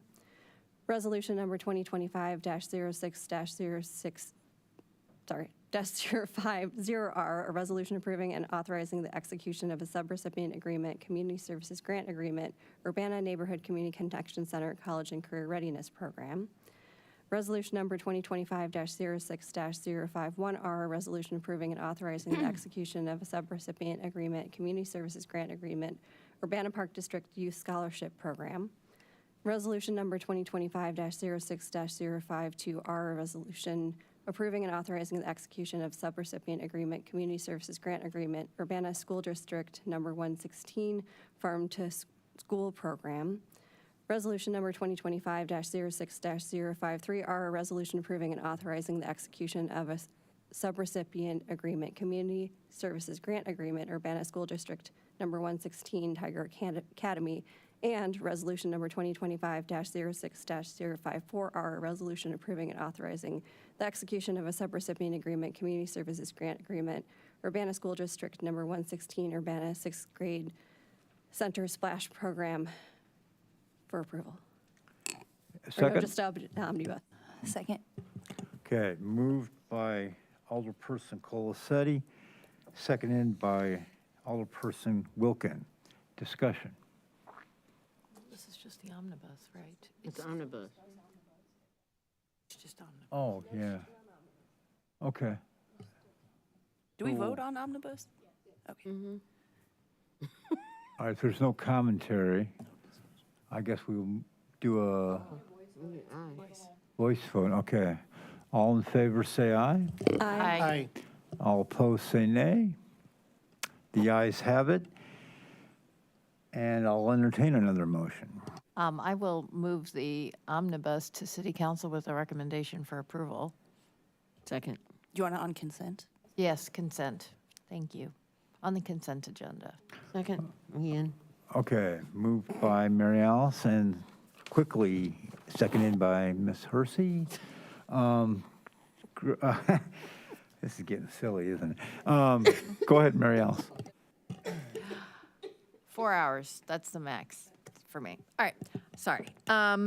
Two things, as I was looking through these, I know that, thank you very much for the committee. This is the first year I haven't been on the committee, so I didn't have to read all those, but I did enjoy reading them, so thank you for everybody's time and commitment to this. I had 2 questions because I have read these in the past, so in case other people were wondering, in the past, the rides program for the Don Moyer Boys and Girls Club had always been on a reimbursement, so based on the people that they actually took, we would, pay them X number of dollars for each child that they picked up. But Braden told me that they are now have a specific pickup just for Urbana people. So that's why we're funding it differently this time, which I thought was interesting. And then my second question to Braden was about the land, which one is it? The land connection, thank you. In the past, we have had grants to Urbana to double the SNAP. And this time, Urbana is giving a grant to another entity. And I just kind of wanted to draw people's attention to that because this is probably, although I don't have definitive response of whether or not this is a federal issue, but it would seem to me like it could potentially be a federal issue. And this is one, be it small way, that we are being charged for things that we used to actually get in service of our low-income people. And for those of you who don't know, the SNAP dollars double at the farmer's market. So you can pay double the amount, which is an awesome program. So I'm happy to see that here. I'm not happy to see it here. I'm happy to see we're funding it. I'm not happy that we have to fund it. All right, that's it. Any other comments? Okay, seeing none. Voice vote okay with this? Okay, for sending this entire omnibus to the next council meeting, all in favor, say aye. Aye. All opposed, say, Oh, Chandra. Chandra said yes. And all opposed, say nay. The ayes have it. That will be, all those 16 resolutions will, Yeah, I would move item 8 Yeah, that's if what you'd I was like, doing. or someone. all 15 of those will move to the next meeting. Marius, do you have something to say right now? I do. I'd like to move approval onto the consent agenda at the next. You're right. You're right. Thank you. I will move on to the regular agenda with a recommendation for approval. Resolution number 2025-06046R, a resolution approving and authorizing the execution of a subrecipient agreement, community services grant agreement with Rape Advocacy Counseling Education Services, otherwise known as RACES, for Survivor Series Trauma Therapy Program. Second. Moved by Mary Alice, seconded by Sharice. Any discussion?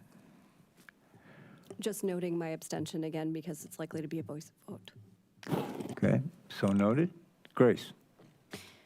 Just highlight from what I recall of this one too is to be able to kind of hold spaces for priority for counseling for Urbana residents, which I think is something that's important. And we've heard a lot of concerns about, the need for mental health resources and the long wait and the lack of access from affordability or transportation or whatever other barriers might be in place.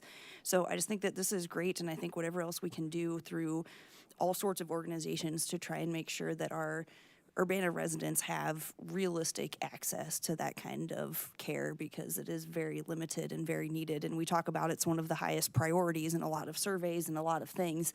And I hope that we can continue to do more to make it accessible. Any other comments? Chandra, did you want to say anything? No, I'm good. Thank you. Okay. All right, seeing no comments, further comments. Again, voice vote is okay. So all those in favor, say aye. Aye. Aye. All opposed, say nay. The ayes have it. That resolution will be forwarded to the next city council meeting. Next item is resolution number 2025-06-005R, a resolution approving amendment number 2 to an Urbana Home Consortium Sub-Recipient Agreement, Champaign County Regional Planning Commission, Housing Navigation Program, Home ARP, FY 2021-2022, Braden. It's my last one, I promise. So this is a fairly straightforward agreement amendment for Regional Planning Commission's Housing Navigation Program.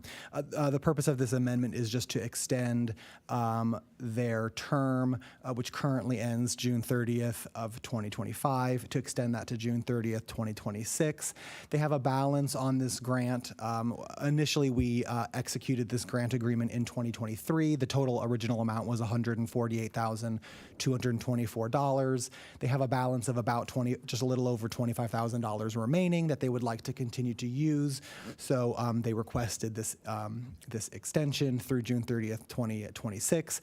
This by enabling them to expend the remaining $25,000, they estimate they'll be able to serve an additional 10 to 15 households, low-income households, with housing navigation services, which include housing application fees, renter's insurance, security deposits, payment of utility and rental arrears, and also other items that might prevent clients from securing new permanent housing. So staff felt that this was an important program. The initiation of this program was a little bit slower than RPC had originally anticipated, just due to staff rollover and some hiring delays. So they got a little bit of a late start, which is why they are requiring this extension. But that is what's before you, and I'm happy to answer any questions about that. Any questions? Grace. Thanks so much for the presentation. I think that totally makes sense. I just had a question about timing again, if you had anything to help understand why this is coming from the 21-22 home ARP. So that was the original agreement that these funds come from. That's the fiscal year that they're originally tied to. So in our titles, that's what we put that to indicate the fiscal year that the funds, these are still FY 21-22 funds. Because they're HUD home funds, we have the ability to roll them over from year to year, but we attach them to the original year that we got them. So that's why it's 21-22. And that's the one where everything we want to spend on has to be in the approved plan, right? And Yes, so that's it was correct. in that year, and the money that it's not spent still kind of in that Yes, pot. that's correct. So it's tied to that one. Yes, 'cause it's that's what tied to was that. All approved. the same regulations and guidelines apply. Yep. Okay, thank you. Any other questions? No, but I'll make a motion. Would you like to make a motion? All right, I will move on to the consent agenda.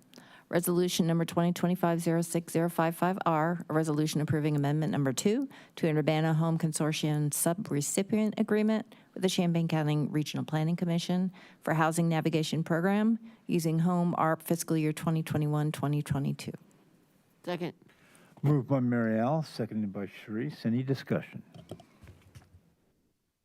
Seeing none, those in favor say aye. Aye. Those opposed say nay. The ayes have it. That resolution will be forwarded. Next up is council input and communications. Okay, I'm going to recognize James first. All right, thank you. I want to comment on something that is unrelated to the grant that we passed earlier, but something that has been bothering me. In this era of erasing history and people's contribution to history, I am becoming frustrated with the Urbana School District's continued referral to Wiley School as the 6th grade attendance center. Flossie Wiley represented the only building in Urbana School District that was named after a woman, and taking that name off without following their board policy on naming or renaming, I think is a mistake. Flossie Wiley served in the Urbana School District for 36 years, including being a teacher and finishing her career as principal of Leal Elementary School. The former assistant superintendent, Esther Blackburn, said Miss Wiley made herself a part of the lives of each child and their families, always serving beyond her duties, whether they were as principal or teacher.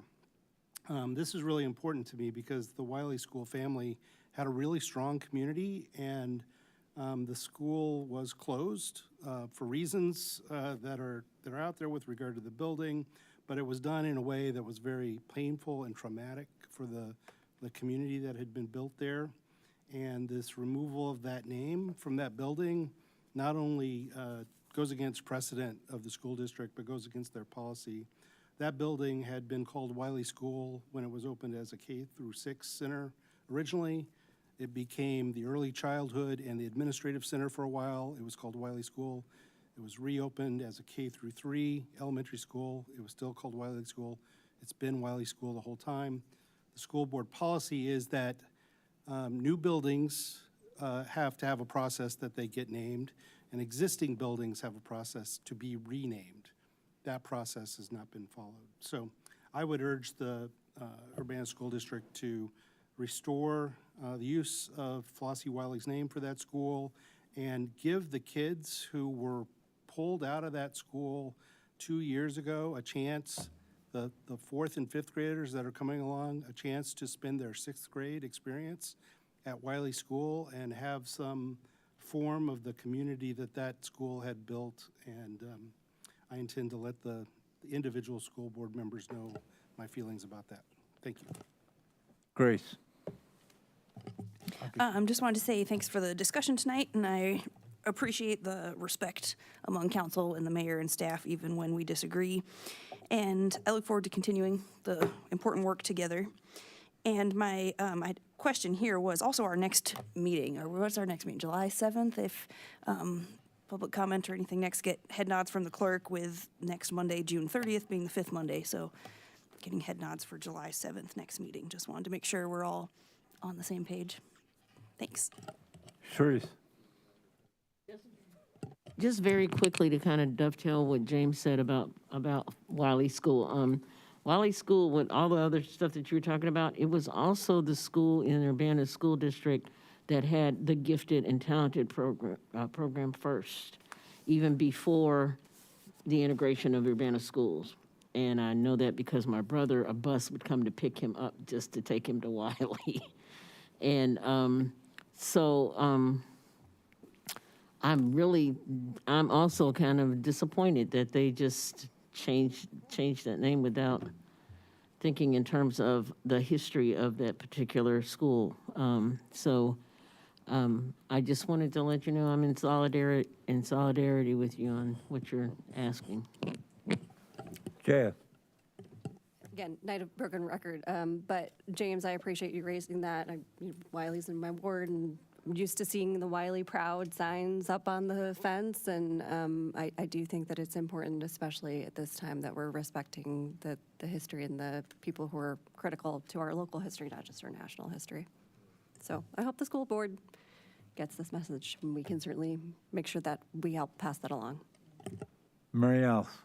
So earlier I had added up the amount of money that Urbana is using for grants or for programs that are targeting the most vulnerable populations. So I'm up to $7.7 million right now, and these are just the big things that I remember. I haven't gone through the whole thing. So there's a significant number, there's significant dollars in this budget that are going to support people, the agencies.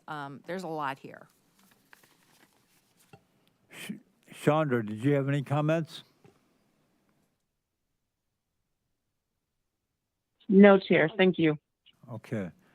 Well, with no further business, this meeting is adjourned.